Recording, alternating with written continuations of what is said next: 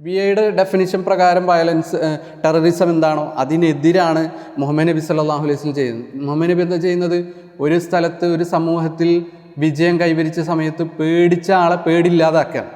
സമാധാനപ്പെടും, ഞാൻ ഒരു സാധാരണ മനുഷ്യൻ, എന്നോട് നല്ല രൂപത്തിൽ മനുഷ്യന്മാരോട് സംസാരിക്കുന്ന രൂപത്തിൽ സംസാരിച്ചോ, നിങ്ങൾ പേടിക്കണ്ട എന്ന് പറഞ്ഞ് പേടില്ലാതെയാക്കാൻ ശ്രമിക്കുന്ന ഒരു സമൂഹത്തിന് തന്നോട് പേടി ഉണ്ടാവരുത് എന്ന് ചിന്തിക്കുന്ന ഒരാളെങ്ങനെയാണ് യഥാർത്ഥത്തിൽ ഭീകരവാദിയാവുക? മദീനയിലുണ്ടായിരുന്ന ജൂതന്മാരായിട്ടുണ്ടായിരുന്നു. നബിയുടെ വീട്ടിൽ കയറി വന്നിട്ട് നബിയുടെ ഭാര്യമാരോട് അവരുടെ മത ആദർശം ആ പെണ്ണുങ്ങൾ സംസാരിച്ചു എന്നുള്ളത്, അതിനുള്ള സ്വാതന്ത്ര്യം ആ സമൂഹത്തിലുണ്ടായിരുന്നു. ആയിഷ ഇന്നല്ലാഹു യുഹിബ്ബു റിഫ്ഖ ഫിൽ അംരി കുല്ലി, എല്ലാ കാര്യത്തിലും നമ്മൾ മൃദുലത്വം കാണിക്കണം, ഭീകരത കാണിക്കല്ല, മൃദുലത്വം കാണിക്കണം. മഹലൻ യാ ആയിഷ, നീ ധൃതിപ്പെട്ടൊന്നും പറയല്ലേ. അലൈക ബി റിഫ്ഖ്, സൗമ്യത നിനക്കുണ്ടാവണം. വയ്യാക വൽ ഉൻഫ് വൽ ഫഹ്ഷ്, ക്രൂരമായി പെരുമാറുക, തീവ്രമായി പെരുമാറുക, മോശമായി സംസാരിക്കുക, ഇതൊന്നും ഒരു വിശ്വാസിക്ക് പാടുള്ളതല്ല. തീവ്രമായി പെരുമാറുന്നത് ഒരു വിശ്വാസിക്ക് പാടുള്ളതല്ല. യാ ആയിഷ ഇന്നല്ലാഹ റഫീഖുൻ യുഹിബ്ബു റിഫ്ഖ ഫിൽ അംരി കുല്ലി, തീർച്ചയായും അള്ളാഹു സൗമ്യത പാലിക്കുന്നവനാണ്, അതുകൊണ്ട് അള്ളാഹു സൗമ്യതയെ എല്ലാത്തിലും ഇഷ്ടപ്പെടുന്നു. അങ്ങനെ പ്രതികരണത്തിൽ സൗമ്യത കാണിക്കാൻ വേണ്ടി പഠിപ്പിച്ചു കൊടുക്കുകയാണ്.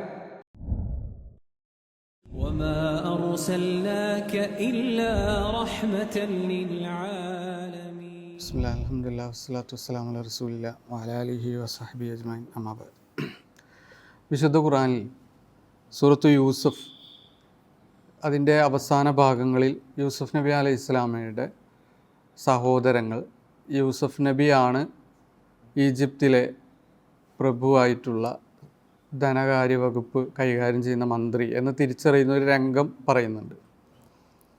ഖാല ഹൽ അലിംതും മാ ഫഅൽതും ബി യൂസുഫ് വ അഖീഹി ഇദ് അൻതും ജാഹിലൂൻ.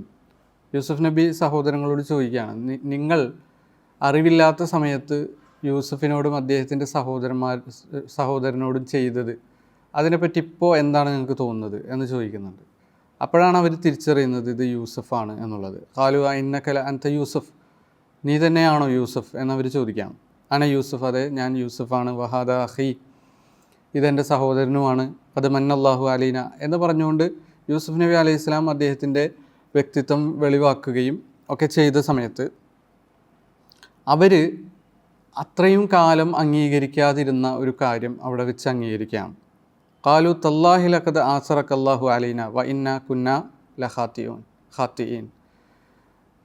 അള്ളാഹു സുബ്ഹാനഹു വ തആല നിനക്ക് ശ്രേഷ്ഠത നൽകിയിട്ടുണ്ട്, നിനക്ക് മുൻഗണന നൽകിയിട്ടുണ്ട് എന്ന് ഇപ്പോൾ ഞങ്ങൾക്ക് മനസ്സിലായിരിക്കുകയാണ്. ഞങ്ങളായിരുന്നു തെറ്റുകാർ എന്ന് ഞങ്ങൾക്ക് മനസ്സിലായിരിക്കുന്നു എന്ന് പശ്ചാത്തപിക്കുന്ന അവസ്ഥയിലേക്ക് അവരെത്തുകയാണ്. ആ സമയത്ത് യൂസുഫ് നബി അലൈഹി ഇസ്ലാം അവരോട് പറയാണ്, ലാ തസ്രീബ അലൈക്കുമുൽ യൗം, ഇന്ന് നിങ്ങളുടെ മേൽ യാതൊരുവിധ കുറ്റവുമില്ല, നിങ്ങളുടെ മേൽ ഒരു പ്രതിക്രിയയും ആക്ഷേപവും ഞാൻ ആരോപിക്കുന്നില്ല എന്ന് അവരോട് പറയുകയും യഗ്ഫിറുല്ലാഹു ലക്കും, അവർക്ക് വേണ്ടി അള്ളാഹുവിനോട് പ്രാർത്ഥിക്കുകയും പുറത്തു കൊടുക്കാൻ വേണ്ടി പ്രാർത്ഥിക്കുകയും ചെയ്തു. വഹുവ അർഹമുർ റഹീമീൻ, അവൻ ഏറ്റവും കരുണയുള്ളവനാണ് എന്ന് അവരെ പഠിപ്പിക്കുകയും ചെയ്തു. അപ്പോൾ ഇവിടെ നമ്മൾ ചിന്തിക്കേണ്ടതെന്ന് വെച്ചാൽ യൂസുഫ് നബി അലൈഹി ഇസ്ലാമയുടെ പഴയകാല ജീവിതം, അദ്ദേഹത്തിൻ്റെ ബാല്യകാലം, അന്ന് എങ്ങനെയൊക്കെ യൂസുഫ് നബിയെയും അദ്ദേഹത്തിൻ്റെ സഹോദരനെയും ദ്രോഹിക്കാൻ കഴിയുമോ അങ്ങനെയൊക്കെ ദ്രോഹിക്കുകയും അദ്ദേഹത്തെ കൊണ്ടുപോയി പൊട്ടക്കിണറ്റിലിടുകയും അദ്ദേഹത്തിൻ്റെ ഉപ്പ അദ്ദേഹത്തെ കാണാതെ വിഷമിക്കുകയും കണ്ണീര് ഒഴുക്കുകയും ചെയ്തത് ഒന്നും പരിഗണിക്കാതെ രണ്ടാമത്തെ സഹോദരന് പോയി ഉപ്പയുടെ കണ്ണ് കാഴ്ചയില്ലാതായി മാറി, ഇങ്ങനെയൊക്കെ ഒരുപാട് ദാരുണമായ അനുഭവങ്ങൾക്ക് കാരണമായ ഇവരോട് യൂസുഫ് നബി അലൈഹി സ്വലാം പറയാനില്ല തസ്രീബ അലൈക്കുമുൽ യൗം, നിങ്ങളുടെ മേൽ ഇന്ന് ഒരു കുറ്റവുമില്ല, ഒരു ആക്ഷേപവുമില്ല. ഇങ്ങനെ പറയണമെങ്കിൽ യൂസുഫ് നബി അലൈഹി സ്വലാമയുടെ മാതൃകാ വ്യക്തിത്വവും അദ്ദേഹത്തിൻ്റെ കരുണയും മനുഷ്യന്മാരോടുള്ള ദയയും ഒക്കെ എല്ലാവർക്കും മനസ്സിലാക്കാവുന്ന ഒരു കാര്യമാണ്. മക്ക വിജയ ദിവസം മുഹമ്മദ് നബി സല്ലല്ലാഹു അലൈഹി വസല്ലമ ഇതേ കാര്യം തന്നെയാണ് ചെയ്തത് എന്നുള്ളത്, വാചകങ്ങൾ പോലും അതായിരുന്നു എന്ന് നമുക്ക് ഹദീസ് ഗ്രന്ഥങ്ങളിൽ അതുപോലെ ചരിത്ര ഗ്രന്ഥങ്ങളിലൊക്കെ കാണാൻ സാധിക്കും.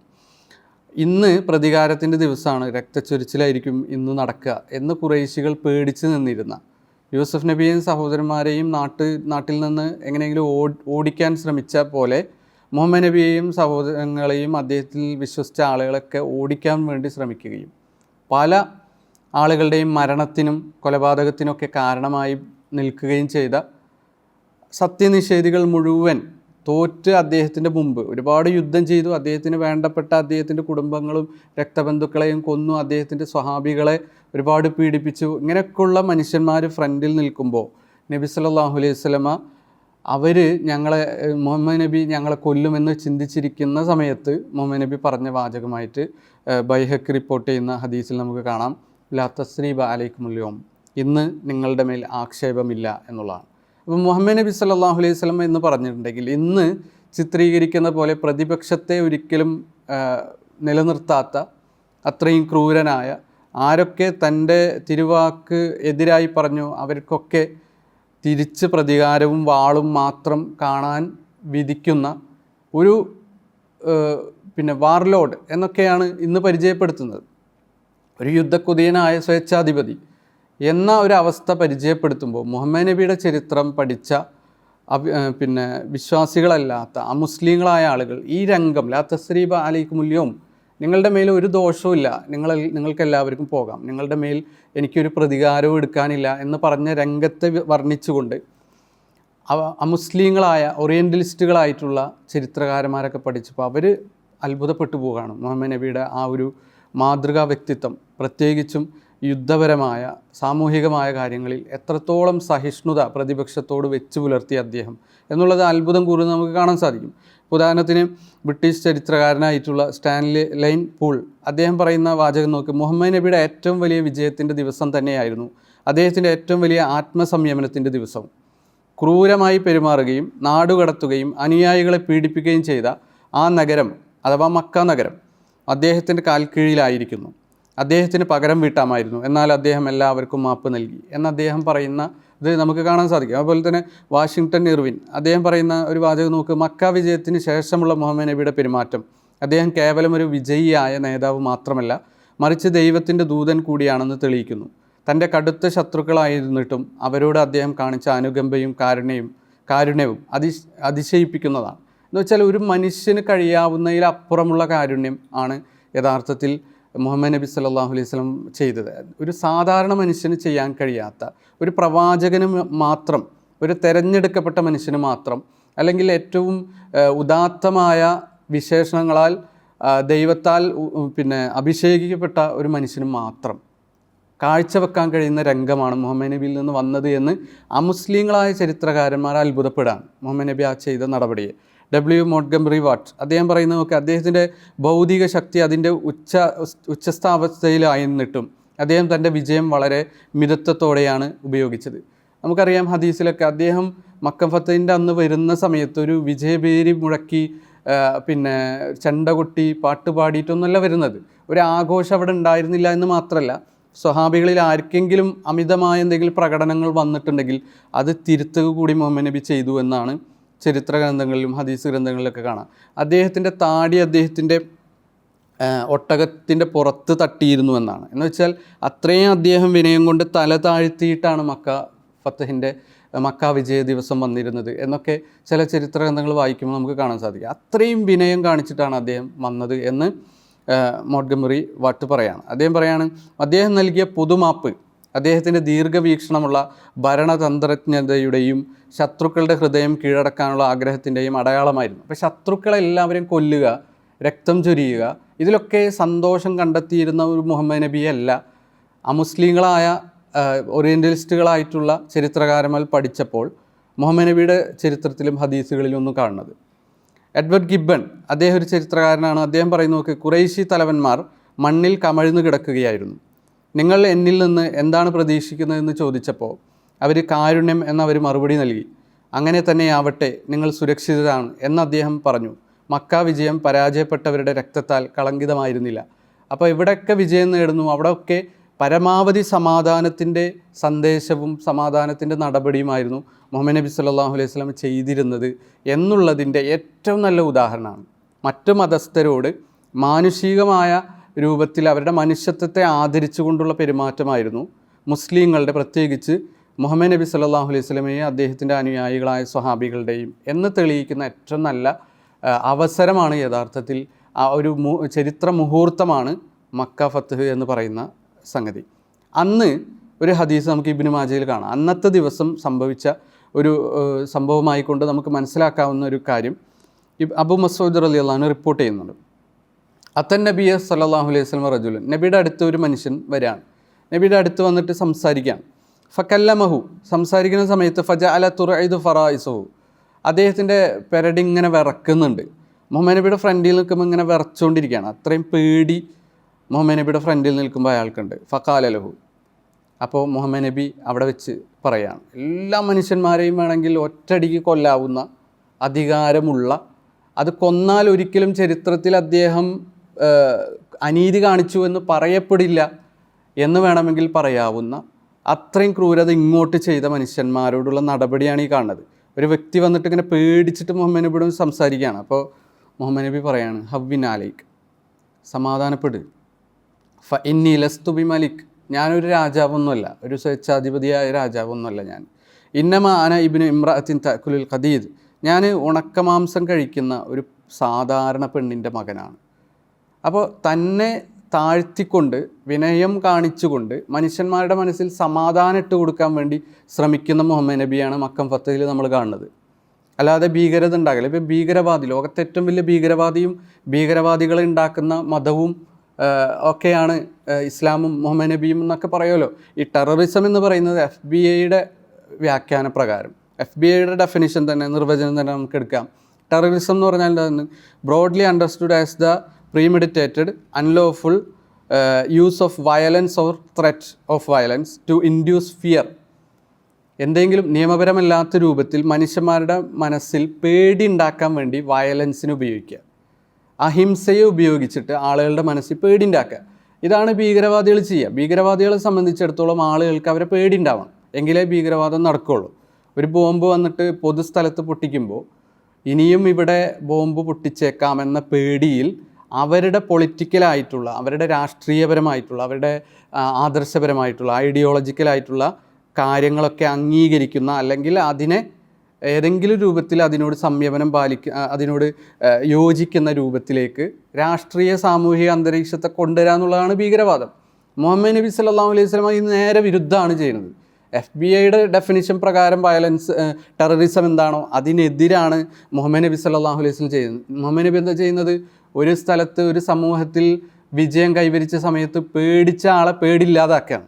സമാധാനപ്പെടും, ഞാൻ ഒരു സാധാരണ മനുഷ്യൻ, എന്നോട് നല്ല രൂപത്തിൽ മനുഷ്യന്മാരോട് സംസാരിക്കുന്ന രൂപത്തിൽ സംസാരിച്ചോ, നിങ്ങൾ പേടിക്കേണ്ട എന്ന് പറഞ്ഞ് പേടിയില്ലാതെയാക്കാൻ ശ്രമിക്കുന്ന, ഒരു സമൂഹത്തിന് തന്നോട് പേടി ഉണ്ടാവരുത് എന്ന് ചിന്തിക്കുന്ന ഒരാളെങ്ങനെയാണ് യഥാർത്ഥത്തിൽ ഭീകരവാദിയാവുക, ഭീകരവാദത്തിൻ്റെ ഉറവിടമാവുക എന്നുള്ളതാണ്. എന്ന് മാത്രമല്ല, സമൂഹത്തോട് പറയുന്നത് മുഴുവൻ കാരുണ്യത്തിൻ്റെ പാടാണ്. ഭീകരവാദിയാണെങ്കിൽ ഇപ്പോൾ നിങ്ങൾ അതൊന്ന് ആലോചിച്ച് നോക്കൂ, ഇന്ത്യയെ ആക്രമിക്കാൻ വേണ്ടി ഒരു വിദേശ രാജ്യം വരികയാണെന്ന് വിചാരിക്കുക. ആ വിദേശ രാജ്യത്തിൻ്റെ ഉടമയായ വ്യക്തി, അല്ലെങ്കിൽ അവിടുത്തെ രാജാവോ അല്ലെങ്കിൽ പ്രസിഡൻറ്റോ ആരും ആയിക്കോട്ടെ, അങ്ങനെ അവരുടെ പ്രാതിനിധ്യം ഉടമപ്പെടുത്തുന്ന ഒരു വ്യക്തി, അയാൾ പത്രസമ്മേളനത്തിൽ കംപ്ലീറ്റ് പറയുന്നത് സമാധാനത്തെ പറ്റിയും സ്നേഹത്തെ പറ്റിയും ഒക്കെയാണെങ്കിൽ അയാളെയും അയാളുടെ ആർമിയെയും അയാളുടെ നടപടിയെയും പേടിക്കൂല മറ്റ് സമൂഹം. ആക്രമിക്കപ്പെടുന്ന, ഇപ്പോൾ ഇന്ത്യ ആണെങ്കിൽ ആക്രമിക്കപ്പെടാൻ പോകുന്ന സമയത്ത് വിദേശകാര്യ വകുപ്പ് മന്ത്രി പറയുന്നത് സമാധാനത്തിൻ്റെ സംസാരങ്ങളാണെങ്കിൽ ഒരിക്കലും ആ യുദ്ധത്തിൽ മേൽക്കോയ്മ ഉണ്ടാക്കാൻ കഴിയില്ല. അപ്പോൾ പേടിപ്പിക്കുക എന്നുള്ളതായിരിക്കും വാർ ടോക്കുകൾ കംപ്ലീറ്റ്. ഒരു വാർലോഡിൻ്റെ സംസാരങ്ങൾ കംപ്ലീറ്റ് എന്തായിരിക്കും? യുദ്ധക്കുതിയനായ സ്വേച്ഛാധിപതിയായ ഒരു രാജാവ് കാരുണ്യത്തെപ്പറ്റി ഇങ്ങനെ സംസാരിച്ചുകൊണ്ടിരുന്നാൽ അയാൾക്ക് അയാളുടെ ലക്ഷ്യം സ്ഥാപിക്കാൻ കഴിയില്ല, നേടിയെടുക്കാൻ കഴിയില്ല. പക്ഷേ മുഹമ്മദ് നബിയുടെ ജീവിതത്തിൽ നോക്ക്, എപ്പോഴും കാരുണ്യത്തിൻ്റെ വർത്തമാനങ്ങളാണ് നമ്മൾ കാണുന്നത്. ചില ഹദീസുകൾ സ്വഹീൽ ബുഖാരിയിൽ 5997 ഹദീസ്, മല്ലാ യർഹം ലാ യുർഹം, കാരുണ്യം ആര് ചെയ്യുന്നില്ലയോ അവന് കാരുണ്യം ചെയ്യപ്പെടില്ല. റാഹിമൂൻ യർഹമുഹുമുർ റഹ്മാൻ, കാരുണ്യം ചെയ്യുന്നവർക്ക് റഹ്മാനായ അള്ളാഹു കാരുണ്യം ചെയ്യും. ഇർഹമു അഹ്ലൽ അർള് യർഹമുക്കും മംഫിസമ, ഭൂമിയിലുള്ളവരോട് നിങ്ങൾ കരുണ കാണിക്കൂ, ആകാശത്തുള്ളവൻ കരുണ കാണിക്കൂ. ഭൂമിയിലുള്ളവരോട് എന്ന് പറഞ്ഞാൽ എല്ലാ മനുഷ്യന്മാരെയും പെട്ടു, മുസ്ലിങ്ങളോട്, വിശ്വാസികളോട് എന്ന് മാത്രം പറയുന്ന വാചകങ്ങളല്ല ഇവിടെ നമ്മൾ കാണുന്നത്. ബുഖാരിയിലെ 5997 ഹദീസാണ്. ലാ യർഹമുല്ലാഹു മൻ ലാ യർഹമുന്നാസ്, അള്ളാഹു കരുണ ചെയ്യില്ല ജനങ്ങളോട്, അന്നാസ് ജനങ്ങളോട് കരുണ ചെയ്യാത്തവനോട് അള്ളാഹു കരുണ ചെയ്യില്ല. സ്വഹീൽ ബുഖാരിയിലെ 7376 ഹദീസ്. അപ്പോൾ ഒരു അനുയായി വൃന്ദത്തെ ഉണ്ടാക്കാൻ ശ്രമിക്കുന്ന ഒരാൾ, അവരെ ഭീകരവാദിയാക്കി ആളുകളെ പേടിപ്പിക്കുന്ന, ആളുകളുമായി യുദ്ധം ചെയ്യുന്ന ആൾക്കാരാക്കി വളർത്താൻ ശ്രമിച്ചുകൊണ്ടിരിക്കുന്ന ഒരാൾ പറയുന്ന വർത്തമാനമാണോ ഇത്? മനുഷ്യന്മാരോടെല്ലാവരും കരുണ കാണിക്കണം, അവരോട് കരുണ കാണിച്ചാൽ ദൈവം കരുണ കാണിക്കും എന്നൊക്കെ അടിക്കടി പഠിപ്പിച്ചുകൊണ്ടിരിക്കുകയാണ്. ഒരു ഹദീസല്ല ഈ പറയുന്നത്. ഓരോ ഒക്കേഷനിലും ഓരോ സന്ദർഭങ്ങളിലും അദ്ദേഹത്തിൻ്റെ അനുയായികളെ ഇതന്നെയാണ് മുഹമ്മദ് നബി അടിക്കടി പഠിപ്പിച്ചുകൊണ്ടിരിക്കുന്നത്. അപ്പോൾ ഒരു ഭീകരവാദത്തിൻ്റെ മേലാൾ ഇങ്ങനെ ഒരു പാഠമാണോ പഠിപ്പിക്കുക? ഖാബ അബ്ദുൻ വഹസിറ, ഒരടിമ, അവൻ നശിച്ചിരിക്കുന്നു, അവൻ നഷ്ടക്കാരനായിരിക്കുന്നു. ലം യജഅലല്ലാഹു ഫീ ഖൽബിഹി റഹ്മത്തൻ ലിൽ ബശർ, മനുഷ്യന്മാരോട് കരുണ സ്വന്തം മനസ്സിലില്ലെങ്കിൽ അവൻ നശിച്ചു, അവൻ പരാജയപ്പെട്ടു. അപ്പോൾ യഥാർത്ഥ പരാജയപ്പെട്ടവൻ എന്ന് പറഞ്ഞാൽ ലിൽ ബഷർ എന്ന് കൂടിയാണ് മുഹമ്മദ് നബി പറയുന്നത്. ലിൽ ബഷർ, മനുഷ്യന്മാരോട് കരുണ വേണം. അപ്പോൾ സ്വാഭാവികമായിട്ട് ആ മുസ്ലിങ്ങളൊക്കെ കൊല്ലണം എന്ന് ചിന്തിച്ച് അതിനെ അനുയായികളെ പ്രാപ്തരാക്കിക്കൊണ്ടിരിക്കുന്ന ഒരു മനുഷ്യൻ, അയാളിങ്ങനെ പറയുമോ മനുഷ്യന്മാരോട് കരുണയില്ലെങ്കിൽ നിങ്ങൾ നശിച്ചു, നിങ്ങൾക്ക് യാതൊരു കാര്യവും നിങ്ങളുടെ ജീവിതത്തിലില്ല, നിങ്ങൾ നഷ്ടക്കാരായി എന്നൊക്കെ ഇങ്ങനെ പറഞ്ഞുകൊണ്ടിരിക്കുമോ? വല്ലദീ നഫ്സി ബിയദിഹി ലാ യുദിഉല്ലാഹു യളഉല്ലാഹു റഹ്മതഹു ഇല്ലാ അലാ റഹീം ഖാലു യാ റസൂലുള്ളാ, അള്ളാഹുവിൻ്റെ റസൂലെ ആരാണ് ഈ കരുണ കാണിക്കുന്നവർ എന്ന് പറഞ്ഞപ്പോൾ ഞങ്ങളെല്ലാവരും കരുണ കാണിക്കലുണ്ടല്ലോ, ഞങ്ങൾ വിശ്വാസികളോട് പരസ്പരം കരുണ കാണിക്കലുണ്ട്, കുടുംബത്തോട് കരുണ കാണിക്കലുണ്ട്, സമുദായത്തോട് കരുണ കാണിക്കലുണ്ട്, അപ്പം ഞങ്ങളും റാഹിമീങ്ങളല്ലേ എന്ന് ചോദിച്ചപ്പോൾ നബി തിരുത്തി കൊടുക്കുകയാണ്. റഹ്മത്തിന് അദ്ദേഹം ഡെഫിനിഷൻ കൊടുത്തത് ലൈസ ബി റഹ്മത്തി അഹദിക്കും സാഹിബഹു, തൻ്റെ ആൾക്കാരോട് മാത്രം കരുണ കാണിക്കുന്നവനല്ല യഥാർത്ഥത്തിൽ റഹീം എന്ന് പറയുന്നത്. നേരെ മറിച്ച് യുറഹിമുന്നാസു കാഫ, മനുഷ്യന്മാരോട് എല്ലാവരോടും കരുണ കാണിക്കണം. ഇത്രയും വ്യക്തമായിട്ട് എങ്ങനെയാണ് കാരുണ്യത്തിൻ്റെ പാഠം പറഞ്ഞു കൊടുക്കാൻ പറ്റുക? സ്വന്തം വിശ്വാസികളോട് മാത്രം ചെയ്താൽ മതിയോ, ഈ സമുദായത്തോട് മാത്രം ചെയ്താൽ മതിയോ എന്ന് പറയുന്ന സ്വഹാബികളോട് അല്ല, ലോകത്തുള്ള എല്ലാ മനുഷ്യന്മാരോടും കരുണ കാണിക്കണം, എങ്കിലേ നിങ്ങൾ കാരുണ്യവാനം ആവുള്ളൂ. അത് മുസ്നദ് അബൂ യഅലയിലെ 4258 ഹദീസാണ്. ഞാൻ ഇതൊക്കെ പറയുന്നത് എന്താണെന്ന് വെച്ചാൽ ഈ ഹദീസുകളൊന്നും പരിഗണിക്കാതെ ഏതെങ്കിലും ഒരു ഹദീസിൽ എന്തെങ്കിലും ഒരു പുഴുക്കത്ത് കണ്ടെത്താൻ കഴിയുമോ എന്ന് ദുർവ്യാഖ്യാനിച്ച് കണ്ടെത്താൻ ശ്രമിച്ചുകൊണ്ടിരിക്കുകയാണ് ഇപ്പോൾ സോഷ്യൽ മീഡിയയിൽ കംപ്ലീറ്റ്. ഇത്രയും വ്യക്തമായ ഹദീസുകൾ മനുഷ്യന്മാരോട് മുഴുവൻ കരുണ കാണിക്കണം, മുസ്ലിങ്ങളോട് മാത്രം കാണിച്ചാൽ പോരാ, അങ്ങനെ കരുണ മറ്റുള്ളവരോട് മനുഷ്യന്മാരോട് കാണിച്ചില്ലെങ്കിൽ നിങ്ങൾ നഷ്ടക്കാരായി എന്നൊക്കെ പറയുന്ന ഹദീസുകളൊക്കെ മാറ്റി വെച്ചിട്ട് എവിടെയെങ്കിലും ഒരു ഹദീസിനെ ദുർവ്യാഖ്യാനിക്കാൻ കഴിയുമോ അത് മാത്രം എടുത്തു വെച്ചുകൊണ്ട് സംസാരം. ഇപ്പോൾ ഏറ്റവും കൂടുതൽ മുസ്ലിങ്ങൾ ഉപയോഗിക്കുന്ന ഒരു ഹദീസാണ് ഇസ്ലാം എന്ന് പറഞ്ഞിട്ടുണ്ടെങ്കിൽ ഇസ്ലാമിൻ്റെ അന്തർഭാവം എന്ന് പറഞ്ഞാൽ തന്നെ പേടി ഉണ്ടാക്കുക എന്നുള്ളതാണ്. അത് ഇസ്ലാം തന്നെ പറഞ്ഞിട്ടുള്ളതാണ്. എന്നിട്ടൊരു ഹദീസ് ഉദ്ധരിക്കും. നിങ്ങളൊക്കെ ചിലപ്പോൾ സോഷ്യൽ മീഡിയയിൽ എപ്പോഴും കേൾക്കലുണ്ടാവും. ഒഴുത്തീത്തു ഹംസല്ലം യുഅത്തുഹുന്ന അഹദും മിനൽ അംബിയാ ഖബലി, എനിക്ക് മുമ്പ് ഒരു അംബിയാക്കൾക്കും നബിമാർക്കും നൽകപ്പെട്ടിട്ടില്ലാത്ത 5 കാര്യങ്ങൾ എനിക്ക് നൽകപ്പെട്ടിരുന്നു. അതിലൊന്ന് നുസിർത്തു ബിർ റുഅബി മസീറത്ത ഷഹരിൻ, ഒരു മാസക്കാലത്തിനപ്പുറം വഴിദൂരമുള്ള സ്ഥലത്ത് നിന്ന് പേടി ശത്രുക്കളുടെ മനസ്സിലിട്ട് തന്നിരിക്കുന്നു. ഇതെടുത്തിട്ട് കണ്ടോ, അപ്പം മുഹമ്മദ് നബീനെ എല്ലാവർക്കും പേടിയായിരുന്നു. അത് മുഹമ്മദ് നബി എന്നെ അഭിമാനപൂർവ്വം അള്ളാഹ് എനിക്ക് മാത്രം നൽകിയ പ്രത്യേകത എന്ന് പറഞ്ഞിട്ട് പറയുകയും ചെയ്തിട്ടുണ്ട് എന്ന് പറയും. അപ്പോൾ ഇവിടെ എന്താണ് യഥാർത്ഥത്തിൽ നുസിർത്തു ബിർ റുഅബി എന്ന് പറഞ്ഞാൽ? ഇവിടെ 2 കാര്യങ്ങൾ നമ്മൾ മനസ്സിലാക്കുക. സാധാരണ മനുഷ്യന്മാർ തമ്മിലുള്ള സാമൂഹികമായ ഇടപാടുകളിൽ അമുസ്ലിങ്ങളെ എന്നെ പേടിയാണ് അവർക്ക് എന്നത് അഭിമാനപൂർവ്വം മുഹമ്മദ് നബി പറയാണോ? അല്ല.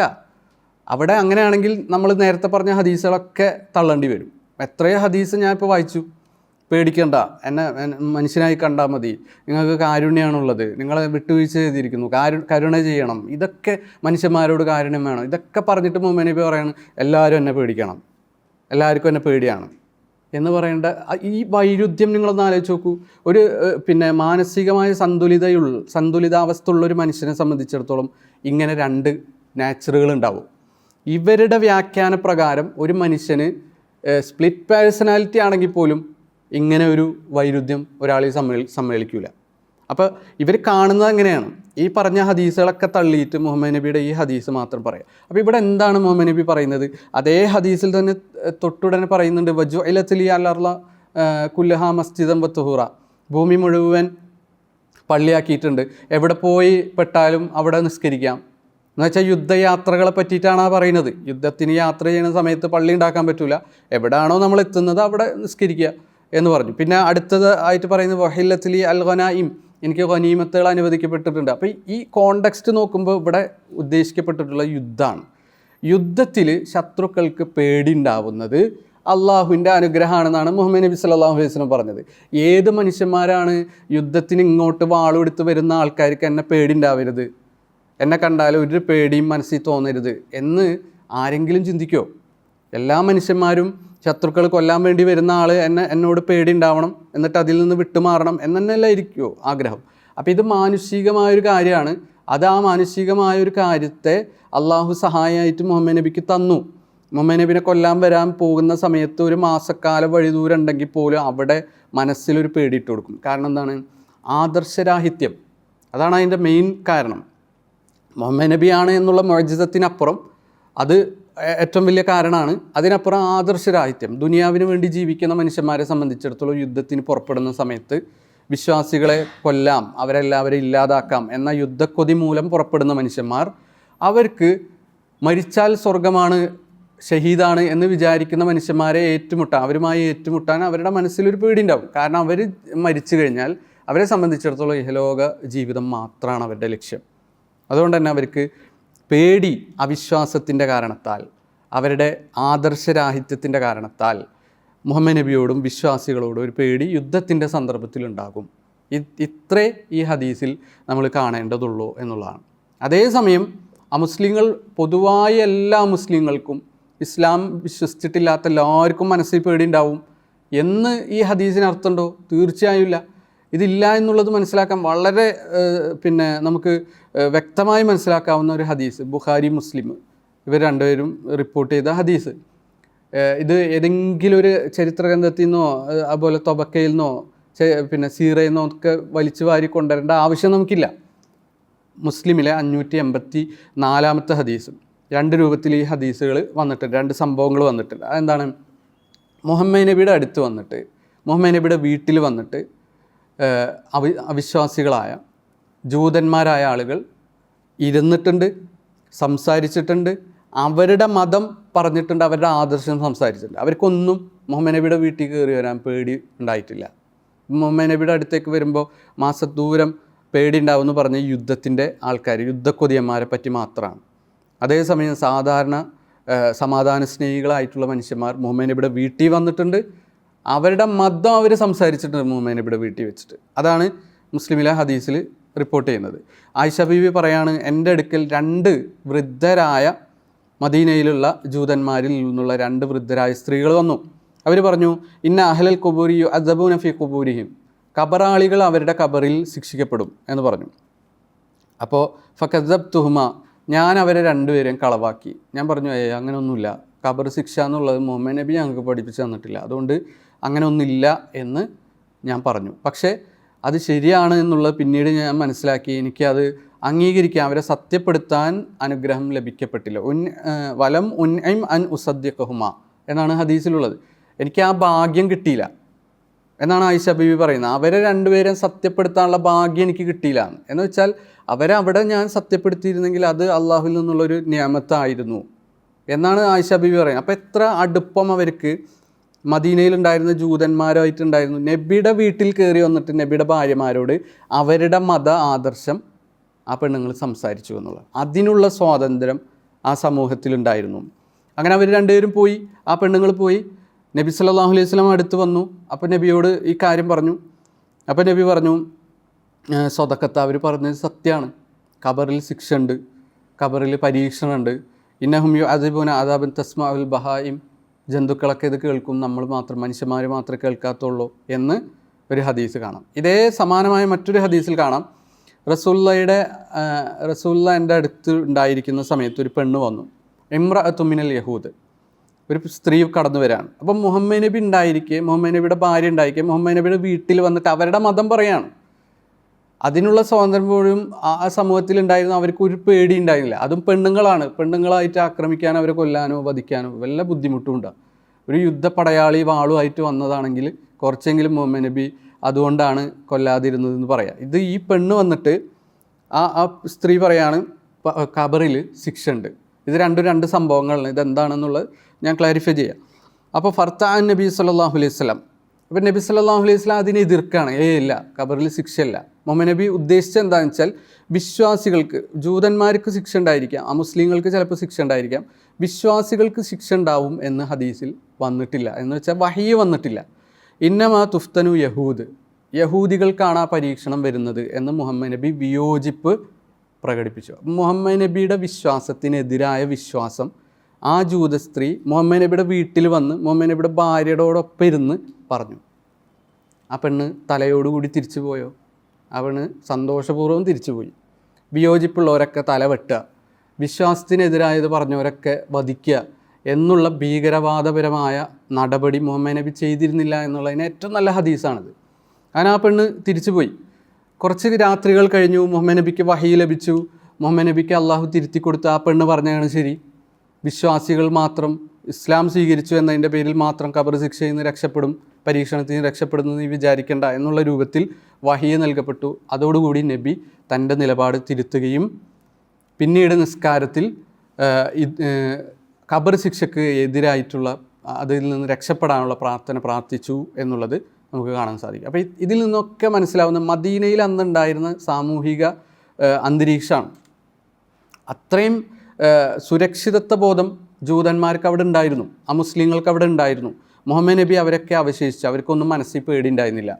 കൊല്ലാൻ വരുന്ന മനുഷ്യന്മാർക്ക് മനസ്സിൽ പേടിയുണ്ടായിരുന്നു എന്ന് പറയുന്ന ഹദീസ് എടുത്തു വെച്ചിട്ട് മുഹമ്മദ് നബിന് എല്ലാവർക്കും പേടിയായിരുന്നു. ഇസ്ലാമോഫോബിയല്ല, ഇസ്ലാം ഭീതിയല്ല, ഇസ്ലാം തന്നെ ഭീതിയാണ് എന്ന് പറയുന്ന രൂപത്തിലേക്ക് വ്യാഖ്യാനങ്ങൾ പോവാണ്. അവിടുത്തെ മുസ്ലിങ്ങളുടെ അവകാശങ്ങൾ നമുക്ക് ഓരോ ഹദീസുകളിൽ നിന്ന് പോകുമ്പോൾ ഖുറാനിൽ നിന്നിലൂടെ നമ്മൾ വായിച്ചു പോകുമ്പോൾ നമുക്ക് കാണാൻ സാധിക്കും. ഇപ്പോൾ പൗരത്വ തുല്യത എന്ന് പറയുന്ന ഒരു സംഗതി, ഒരു നാട്ടുകാരാണ്, അതുകൊണ്ട് തന്നെ നമ്മൾ നാട്ടുകാരെന്ന നിലയിൽ സഹോദരി സഹോദരന്മാരാണ്. ഇപ്പോൾ നമ്മൾ പറയും എല്ലാ ഇന്ത്യക്കാരും സഹോദരി സഹോദരന്മാരാണെന്നൊക്കെ പറയും. ഈ സാമൂഹികമായ തുല്യത യഥാർത്ഥത്തിൽ ആദർശത്തിനപ്പുറം സാമൂഹിക തുല്യത അല്ലെങ്കിൽ മാനുഷിക തുല്യത, സാഹോദര്യം, ഇതൊക്കെ നബി വകവെച്ച് കൊടുത്തിരുന്നു എന്നുള്ളത് ഹദീസിൽ നിന്നും ഖുറാനിൽ നിന്നും നമുക്ക് കാണാൻ സാധിക്കും. എന്ന് വെച്ചാൽ ഇഖ്വത്തും ഫിദ്ദീൻ, ആദർശ സാഹോദര്യം എന്നതിനപ്പുറം ഇഖ്വത്തും ഫിൽ ഇൻസാനിയ, മനുഷ്യ സാഹോദര്യം എന്നുള്ളത് നമുക്ക് ഖുറാനിലുടനീളം കാണാവുന്ന ഒരു കാര്യമാണ്. ഉദാഹരണത്തിന് സൂറത്ത് ഷുറായിലെ 106 ആയത്ത്, കദ്സബത് ഖൗമു നൂഹിൻ അൽ മുർസലീൻ, മുർസലീങ്ങളായ ആളുകളെ നൂഹിൻ്റെ ജനത നിഷേധിച്ചു. ഇത് ഖാല ലഹും അഖൂഹും, അവരുടെ സഹോദരനായ നൂഹ് അവരോട് പറഞ്ഞ സന്ദർഭം, അലാ തത്തഖൂൻ, നിങ്ങൾ അള്ളാഹുവിനെ ഭയപ്പെടുന്നില്ലേ? അപ്പോൾ നൂഹ് നബിനെ നിഷേധിച്ച, നൂഹ് നബിക്കെതിരായ ആദർശം വെച്ച് പുലർത്തുന്ന അമുസ്ലിങ്ങളെ പറ്റിയിട്ട് ഖുർആൻ വിശേഷിപ്പിച്ചത് അഹൂഹും നൂഹ്, അവരുടെ സഹോദരനായ നൂഹ്. ആ സാഹോദര്യം എന്താണ്? മനുഷ്യ സാഹോദര്യം, നാട്ടുകാരെന്ന നിലയിലുള്ള സാഹോദര്യം, ഒരേ രാജ്യക്കാരെന്ന് പറയുന്ന സാഹോദര്യം. ഇത് ഖുർആനിൽ ഉടനീളം കാണാൻ പറ്റും. കസബത്ത് ആദുൽ അൽ മുർസലീൻ, ആദിനെ പറ്റി പറഞ്ഞപ്പോൾ ആദ് സമുദായം, ഇത് ഖാല ലഹും അഖൂഹും ഹൂദ്, അവരുടെ സഹോദരനായ ഹൂദ് പറഞ്ഞ സന്ദർഭം. അപ്പോൾ ഹൂദ് നബി ആദ് സമുദായം എന്ന് പറയുന്ന അമുസ്ലിങ്ങളുടെ സഹോദരനാണ് എന്ന് പറഞ്ഞത് ഈ മാനുഷിക സഹോദരിയാണ്. അതുപോലെ സൂറത്ത് ഷുറായിലെ തന്നെ 141, 42 ആയത്തുകളിൽ സമൂദ് സമുദായത്തെ പറ്റി പറയുമ്പോഴും അഹൂഹും സ്വാലിഹ്, അവരുടെ സഹോദരൻ സ്വാലിഹ് എന്ന് പറയുന്നുണ്ട്. അതിൽ തന്നെ 161 ആയത്തുകളിൽ കസ്സബത്ത് ലൂത്ത് അൽ മുർസലീൻ, ലൂത്ത് നബിയുടെ സമുദായത്തെ പറ്റി പറയുമ്പോൾ ഇത് ഖാല ലഹും അഹൂഹും ലൂത്ത്, അവരുടെ സഹോദരൻ ലൂത്ത് എന്ന് പറയുന്നത് കാണാൻ സാധിക്കും. ഇലാ മദിയന അഹാഹും ഷുഐബ, സൂറത്ത് അൻകബൂത്തിൽ, ആറാഫിൽ, അതുപോലെ ഹൂദിലൊക്കെ ഇതേ വാചകം തന്നെ നമുക്ക് കാണാൻ സാധിക്കും. മദിയനുകാർക്ക് അവരുടെ സഹോദരനായ ഷുഐബിനെ അയച്ചു കൊടുത്തു. അപ്പോൾ ഇതിൽ നിന്നൊക്കെ എന്താ മനസ്സിലാക്കുക? ഈ സാഹോദര്യം എന്താണ്? ആദർശ സാഹോദര്യത്തിനപ്പുറം മനുഷ്യ സാഹോദര്യം, സാമുദായിക സാഹോദര്യം, അതുപോലെ തന്നെ രാജ്യത്ത് പൗരന്മാരെന്ന നിലക്ക് സാമൂഹികമായ സാഹോദര്യം, ഇതൊക്കെ ഇസ്ലാം വകവെച്ചിട്ടുണ്ട്. അത് ഖുർആൻ എടുത്ത് പറഞ്ഞിട്ടുമുണ്ട് എന്നുള്ളത് നമുക്ക് കാണാൻ സാധിക്കും. അതുപോലെ നമുക്കറിയാം, ആദർശ സ്വാതന്ത്ര്യം എന്ന് പറഞ്ഞാൽ ഇസ്ലാം ഒരുപാട് പ്രാധാന്യം നൽകിയ കാര്യമാണ്. വിശുദ്ധ ഖുർആൻ 2-ാം അധ്യായം 256 ആയത്തിൽ ലാ ഇക്റാഹ ഫിദ്ദീൻ, മതത്തിൽ ബലാത്കാരമില്ല, ഒരാളെ നിർബന്ധിച്ച് മതം മാറ്റാൻ പാടില്ല എന്ന് പറയുന്നത് നമുക്ക് കാണാൻ സാധിക്കും. ഇതിൻ്റെ സബബുൻ നുസൂൽ എന്ന് പറഞ്ഞാൽ ഇബ്നു അബ്ബാസ് ഒക്കെ പറഞ്ഞതായിട്ട് അബൂദാവൂദ് റിപ്പോർട്ട് ചെയ്യുന്ന ഹദീസിൽ നമുക്ക് കാണാം. മദീനയിലുള്ള സ്ത്രീകളിൽ ചിലർക്ക് കുട്ടികൾ മരിച്ചു പോകുന്ന സമയത്ത് ആ കുട്ടികളെ ജീവിപ്പിക്കണമെങ്കിൽ എന്തെങ്കിലും മതപരമായ കാര്യങ്ങൾ ചെയ്യണമെന്ന് അവർക്ക് തോന്നി. അപ്പോൾ അവരവിടെ നോക്കിയപ്പോൾ മതബോധമുള്ള കുറച്ച് ജൂതന്മാരെയാണ് കണ്ടത്. അവരോട് ചോദിച്ചു, അവർ പറഞ്ഞു, നിങ്ങൾ ജൂതരാക്കിയിട്ട് നേർച്ച നേരുക, നിങ്ങളെ മക്കൾ ജൂതരാവും, ഭാവിയിൽ ജൂതരായി വളർത്താം എന്ന് നേർച്ച നേർന്നാൽ ആ മക്കൾ ചെറുപ്പകാലത്ത് മരിക്കൂല എന്ന് പറഞ്ഞു. അങ്ങനെ കുറേ സ്ത്രീകൾ അവർ ജൂതന്മാരാക്കി വളർത്തി. ജൂതന്മാരുടെ ഗോത്രങ്ങളോടൊപ്പം അവർ ജീവിച്ചു. കുറച്ച് കഴിഞ്ഞപ്പോൾ മദീനയിൽ ഇസ്ലാം വന്നു, മുസ്ലിങ്ങളായി, കുറേ മുസ്ലിങ്ങളായി. ഉപ്പമാർ മുസ്ലിങ്ങളായപ്പോൾ തൻ്റെ മക്കൾ ജൂതന്മാരോടൊപ്പം ജൂതമതത്തിലാണ് എന്ന് കണ്ടപ്പോൾ അവർ പറഞ്ഞു, ലാനദവാബുന അന, ഞങ്ങളെ മക്കൾ അങ്ങനെ ജൂതന്മാരായി വളരാൻ ഞങ്ങൾ സമ്മതിക്കില്ല. ആ സമയത്ത് അവർ വലുതായി, വലിയ മക്കളായി, അവരിപ്പോഴും ജൂതമതത്തിലാണ് വിശ്വസിക്കുന്നത്. ഞങ്ങൾ അവരെ തിരിച്ച് ഞങ്ങളുടെ മതത്തിലേക്ക് കൊണ്ടുവരും എന്ന് പറഞ്ഞ സമയത്താണ് ലാ ഇക്രാഹ ഫിദ്ദീൻ, മതത്തിൽ ബലാത്കാരമില്ല, ഓരോ മനുഷ്യന്മാർക്കും സത്യവും അസത്യമൊക്കെ വേർതിരിച്ച് മനസ്സിലാക്കാൻ കഴിയുന്ന രൂപത്തിലാണുള്ളത്, അതുകൊണ്ട് ഓരോരുത്തർക്കും തിരഞ്ഞെടുക്കാം എന്ന് പറയുന്ന ആയത്ത് ഇറങ്ങുന്നത്. അപ്പോൾ എല്ലാ മനുഷ്യന്മാർക്കും അവരുടെ മതം അനുസരിച്ച് ജീവിക്കാനുള്ള അവകാശം ഉണ്ടായിരുന്നു, സ്വത്തിൻ്റെ അവകാശം ഉണ്ടായിരുന്നു, സമ്പാദിക്കാനുള്ള അവകാശം ഉണ്ടായിരുന്നു, സ്വന്തം പ്രോപ്പർട്ടി നിർഭയത്വത്തോടു കൂടി നിലനിർത്താനും കച്ചവടം ചെയ്യാനും കൃഷി ചെയ്യാനും ഒക്കെയുള്ള അവകാശം ഉണ്ടായിരുന്നു. മുഹമ്മദ് നബി മരിക്കുന്ന സമയത്ത് ഒരു ഹദീസ് നമുക്ക് അറിയാം. മുഹമ്മദ് നബി മരിക്കുന്ന സമയത്ത് വദറഹു മർഹൂനത്തുൻ എന്ത യഹൂദി, ഒരു യഹൂദിയുടെ അടുക്കൽ തൻ്റെ പടയങ്കി പണയം വെച്ചിട്ട് ആണ് നബി മരിക്കുന്നത്. അതുകൊണ്ട് നബി വാങ്ങിയത് എന്താണ്? 30 കോര് ബാർലിയാണ് മുഹമ്മദ് നബി വാങ്ങുന്നത്. ഈ ബാർലി വാങ്ങുന്ന സമയത്ത് അതിന് ഈ 30 കോരിന് പകരം കടമായി വാങ്ങിയ സമയത്ത് അതിന് പണയായിട്ട് മുഹമ്മദ് നബി തൻ്റെ വെക്കാണ്, തൻ്റെ പടയങ്കി വെക്കുകയാണ്. അപ്പം ഇതിൽ നിന്ന് കുറേ കാര്യങ്ങൾ നമുക്ക് മനസ്സിലാക്കാൻ പറ്റും. ഒന്ന്, അവിടെ ഉണ്ടായിരുന്ന ജൂതന്മാർക്ക് ഉണ്ടായിരുന്ന നിർഭയത്വം, അവർക്ക് അവരുടെ സ്വത്ത് ഉടമപ്പെടുത്താൻ, അവിടെ പോയി കൊള്ളടിക്കുക, കൊള്ള സംഘമാണ്, കൊള്ള യുദ്ധങ്ങളാണ് എന്നാണ് പറയുക. ഇസ്ലാമിക യുദ്ധങ്ങളൊക്കെ ഇപ്പോൾ പരിചയപ്പെടുത്ത കൊള്ള യുദ്ധങ്ങളാണ്. അപ്പോൾ ഈ തൊട്ടടുത്ത് മുഹമ്മദ് നബിയുടെ വീട്ടിൽ ഭക്ഷണം ഉണ്ടാക്കാൻ കഴിയാഞ്ഞിട്ട് പോലും ഒരു ജൂതൻ്റെ വീട്ടിൽ നിന്നുള്ള അരി അല്ലെങ്കിൽ ധാന്യം ഒരിക്കലും അന്യായമായിട്ട് എടുക്കപ്പെട്ടിട്ടില്ല. അങ്ങനത്തെ ഒരു അവസ്ഥ നിങ്ങളൊന്ന് ആലോചിച്ച് നോക്കുക. ഒരു രാജ്യത്തെ ഭരണാധികാരി പട്ടിണി കിടക്കുന്ന നബി മരിച്ച സമയത്ത് നമുക്കറിയാം ധാന്യങ്ങളൊന്നും കഴിക്കാതെയാണ് മരിച്ചത്. ആ സന്ദർഭത്തിൽ, അതിന് തൊട്ട് മുമ്പത്തെ സന്ദർഭത്തിൽ മുഹമ്മദ് നബി ധാന്യം അവിടെ പട്ടിണി കിടക്കുന്ന സമയത്ത് ധാന്യം വാങ്ങുന്നത് പോലെ ഒരു ജൂതനിൽ നിന്ന് തട്ടിപ്പറിച്ചിട്ടല്ല, അവനെല്ലാ അവകാശവും അവിടെ ഉണ്ടായിരുന്നു എന്നുള്ളതാണ്. കടം പോലും തട്ടിപ്പറിക്കപ്പെടാത്ത ഒരു ഭരണാധികാരി ഭരിക്കുന്ന നാടായിരുന്നു അത്. അവിടെ ഒരു അമുസ്ലിമിനും അനീതി ചെയ്യപ്പെട്ടിരുന്നില്ല എന്നുള്ളതാണ്. മുഹമ്മദ് നബിയേക്കാൾ കാശുള്ള, സമ്പാദ്യമുള്ള, ജീവിക്കാൻ വകയുള്ള അമുസ്ലിങ്ങൾ അവിടെ ജീവിച്ചിരുന്നു എന്നർത്ഥം. അപ്പോൾ എത്ര സുരക്ഷിതം അമുസ്ലിങ്ങൾക്ക് സ്വത്തിൻ്റെ കാര്യത്തിൽ, ധനത്തിൻ്റെ കാര്യത്തിൽ, വിനിമയങ്ങളുടെ കാര്യത്തിൽ ഒക്കെ ഉണ്ടായിരുന്നു എന്ന് നമുക്ക് മനസ്സിലാക്കാൻ സാധിക്കുന്നതാണ്. അതുപോലെ തന്നെ നമുക്കറിയാം ഓരോ രാജ്യത്ത് പേഴ്സണൽ കോഡും ഉണ്ടാവും, അതുപോലെ തന്നെ ക്രിമിനൽ കോഡും ഉണ്ടാവും. വ്യക്തി നിയമങ്ങൾ നമുക്കെല്ലാവർക്കും അറിയാം. ഇപ്പം പിന്നെ നമ്മുടെ നാട്ടിൽ തന്നെ ഈ വ്യക്തി നിയമങ്ങൾ ഇല്ലാതാക്കാൻ വേണ്ടിയുള്ള ശ്രമങ്ങൾ നടന്നുകൊണ്ടിരിക്കുകയാണ്. അപ്പോൾ ഈ ഏക സിവിൽ കോഡിലൂടെ വ്യക്തി നിയമ പരിഷ്കരണം കൊണ്ടുവന്ന് അവിടെ വ്യക്തികൾക്ക് പിന്നെ അവരുടെ വ്യക്തിപരമായ കാര്യങ്ങൾ പോലും തങ്ങളുടെ മതം അനുസരിച്ച് ചെയ്യാൻ വേണ്ട എന്നുള്ള ചർച്ചകൾ നടന്നുകൊണ്ടിരിക്കുന്ന ഒരു കാലഘട്ടമാണ് നമ്മൾ ഇവിടെ ഉള്ളത്. പക്ഷേ മുഹമ്മദ് നബിയുടെ കാലഘട്ടത്തിൽ അവിടെ വ്യക്തി നിയമം മാത്രമല്ല, ക്രിമിനൽ കോഡ് പോലും, അതൊരു വലിയ വിഷയമാണ്. വളരെ ചുരുങ്ങിയ രൂപത്തിൽ മാത്രമേ ഞാൻ പറയുന്നുള്ളൂ. ക്രിമിനൽ നിയമങ്ങൾ പോലും, ക്രിമിനൽ കോഡുകൾ പോലും ഓരോ മതക്കാർക്കും അവരുടെ മതം അനുസരിച്ച് നടപ്പാക്കപ്പെട്ടിരുന്നു. അപ്പോൾ പിന്നെ വ്യക്തി നിയമത്തിൻ്റെ കാര്യം പറയേ വേണ്ട. വ്യക്തി നിയമത്തിൻ്റെ കാര്യം ഇപ്പോൾ നമുക്കറിയാം, സഹീഫത്തുൽ മദീന എന്ന് പറയുന്ന ജൂതന്മാരും മുസ്ലിങ്ങളും തമ്മിൽ നടത്തിയ മദീനയിലെ കോൺസ്റ്റിറ്റ്യൂഷൻ എന്ന് അറിയപ്പെടുന്ന സംഗതി. അതിൽ ലിൽ യഹൂദി ദീനുഹും വലിൽ മുസ്ലിമീന ദീനുഹും, ജൂതന്മാർക്ക് അവരുടെ മതം, മുസ്ലിങ്ങൾക്ക് അവരുടെ മതം എന്ന് പറയുന്ന ഭാഗം നമുക്ക് ഇപ്പോഴും കാണാൻ പറ്റും. അപ്പോൾ അവർ മതം അനുസരിച്ചെല്ലാം ചെയ്യാം. ആരാധനാലയങ്ങൾ ഉണ്ടാക്കാം, ആരാധനകൾ ചെയ്യാം, ആഘോഷങ്ങൾ ഉണ്ടാക്കാം.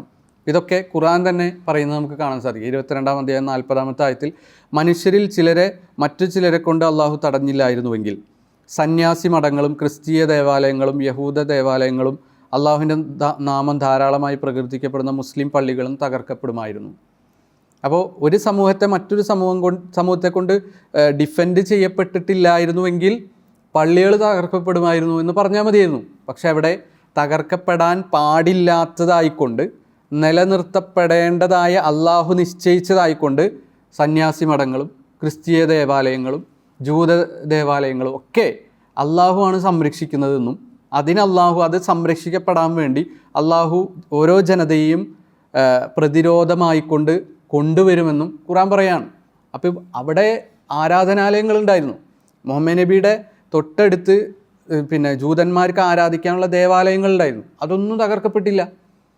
അപ്പോൾ ഇന്ന് ഏതെങ്കിലും തീവ്രവാദ സംഘടനകളുടെ നിലപാടുകൾ കണ്ട് അവർ ചെയ്യുന്നത് കണ്ട് മുഹമ്മദ് നബിയെയും ഇസ്ലാമിനെയും തേജോവധം ചെയ്യുന്ന സമയത്ത് മുഹമ്മദ് നബിയുടെ അധ്യാപനം എന്തായിരുന്നു എന്ന് നമ്മൾ പരിശോധിക്കേണ്ടതുണ്ട്. മുഹമ്മദ് നബി പറയുന്നത് എന്താ? ഒരു യുദ്ധത്തിന് പോകുമ്പോൾ തന്നെ പറയുന്നില്ല തഖ്തുലു ഷൈഖൻ ഫാനിയ, നിങ്ങൾ ഒരിക്കലും വൃദ്ധന്മാരെ കൊല്ലരുത്, വല തിഫ്ലൻ സഗീറ, കുട്ടികളെ കൊല്ലരുത്, വലംറഅത്തൻ, പെണ്ണുങ്ങളെ കൊല്ലരുത്, വല റാഹിബൻ ഫി സൗമിഅതിഹി, തൻ്റെ മഠത്തിലിരുന്ന് ദേവാലയത്തിലിരുന്ന് അവരുടെ തൻ്റെ ആരാധനകൾ ചെയ്യുന്ന സന്യാസിമാരെ കൊല്ലരുത്.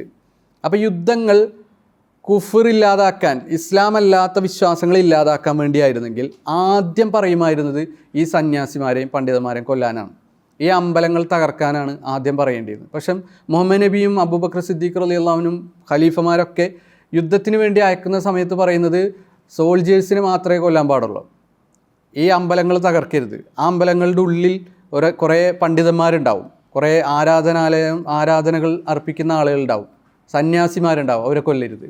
അപ്പോൾ ഇസ്ലാമിൻ്റെ യുദ്ധങ്ങളൊന്നും എന്തിനു വേണ്ടിയായിരുന്നില്ല? ഇസ്ലാമല്ലാത്ത ആശയങ്ങൾ ഇല്ലാതാക്കാൻ വേണ്ടിയായിരുന്നില്ല. അങ്ങനെ ആയിരുന്നെങ്കിൽ ആദ്യം തകർക്കേണ്ടത് ഇതാണ് എന്ന് മുഹമ്മദ് നബി പറയുമായിരുന്നു. ഇബ്നുൽ ഖയ്യിം അദ്ദേഹത്തിൻ്റെ അഹ്കാമു അഹ്ലി ദിമ്മ, അമുസ്ലിങ്ങളായ ആളുകൾ ഇസ്ലാമിക സമൂഹത്തിൽ ജീവിക്കുമ്പോൾ അതിൻ്റെ വിധിവിലക്കുകൾ പറയുന്ന ഒരു ഗ്രന്ഥമാണ്. ആ ഗ്രന്ഥത്തിൽ അദ്ദേഹം പറയാണ്, അവർ കല്യാണം കഴിച്ചിരുന്നത്, അവരുടെ ഇടപാടുകൾ വ്യക്തിപരമായ വ്യക്തി നിയമങ്ങളൊക്കെ അവർ നടപ്പാക്കിയിരുന്നത് അവരുടെ മതം അനുസരിച്ചാണ്. കല്യാണം കഴിക്കുന്ന സമയത്ത് ഈ നിയമം അനുസരിച്ച് നിങ്ങൾ കല്യാണം കഴിക്കാൻ പാടുള്ളൂ എന്ന നിയമം അവിടെ ഉണ്ടായിരുന്നില്ല. അവരുടെ മതം, അവരുടെ ആദർശം എന്താണോ പറയുന്നത് അതനുസരിച്ച് അവർക്ക് ചെയ്യാം. ഷെയ്ഖ് അബൂ യൂസഫിൻ്റെ അൽ ഖറാജ് എന്ന് പറയുന്ന ഗ്രന്ഥത്തിൽ നമുക്ക് കാണാൻ സാധിക്കും, ഉമർ അലി അള്ളാഹുവിൻ്റെ കാലഘട്ടത്തിൽ ഉമർ അലി അള്ളാഹുവിന് ഇങ്ങനെ പോലും പറഞ്ഞിരുന്നു, വല്ലോ ബൈ അഹ മൈ യസ്തഹില്ലുഹ, മദ്യം അനുവദനീയമാണെന്ന് വിശ്വസിക്കുന്ന മതക്കാരുണ്ടെങ്കിൽ അവർക്ക് അതുമായുള്ള ഇടപാടുകൾ നടക്കാൻ അനുവാദം അവർക്ക് കൊടുക്കണം. അത് മുസ്ലിം സമൂഹത്തിലേക്ക് കൊണ്ടുവരാൻ പാടില്ല. അതല്ലാത്ത മദ്യം പോലെ, പന്നിമാംസം പോലെയുള്ള കാര്യങ്ങൾ അവരുടെ വിശ്വാസപ്രകാരം അത് അനുവദനീയമാണെങ്കിൽ, ഒരു മതക്കാരുടെ വിശ്വാസപ്രകാരം അനുവദനീയമാണെങ്കിൽ അത് ചെയ്യാനുള്ള അവകാശം അവർക്ക് കൊടുക്കണം, അത് തിന്നാനുള്ള അവകാശം അവർക്ക് കൊടുക്കണം.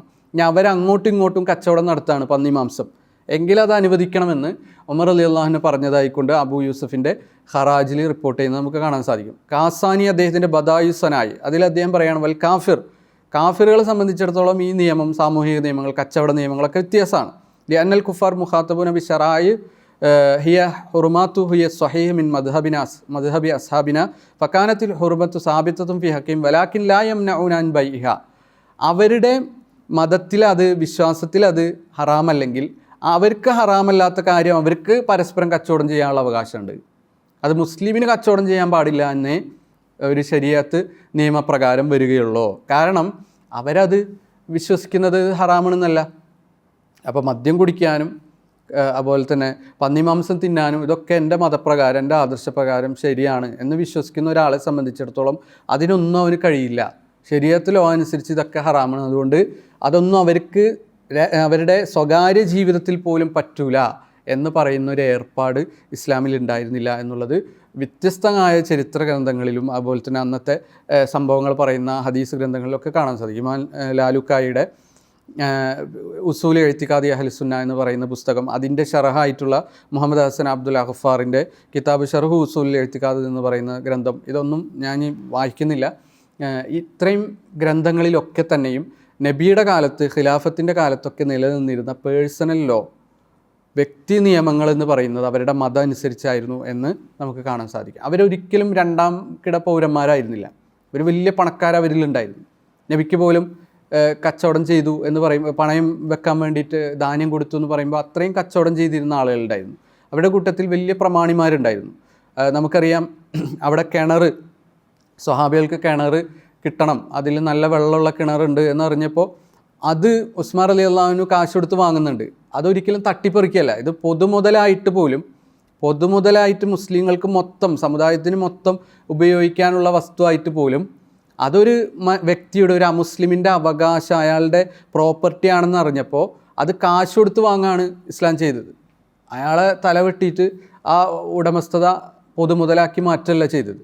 എന്ന് മാത്രമല്ല, ചില ആളുകളൊക്കെ പറയും അമുസ്ലിങ്ങൾക്ക് അവിടെ റോട്ടിലൂടെ നടക്കാൻ പോലും പറ്റിയിരുന്നില്ല. അങ്ങനത്തെ അവസ്ഥയായിരുന്നു അവിടെ ഉണ്ടായിരുന്നത് എന്നൊക്കെ പറയാറുണ്ട്. ഇപ്പോൾ ഉദാഹരണത്തിന് നമ്മളെപ്പോഴും കേൾക്കുന്ന ഒരു ഹദീസാണ്, പിന്നെ നിങ്ങൾ നടക്കുകയാണെങ്കിൽ നടുവിലൂടെ നടക്കുക, മറ്റേ ആ മുസ്ലിമിനെ തള്ളി ഓരത്തേക്കാക്കുക.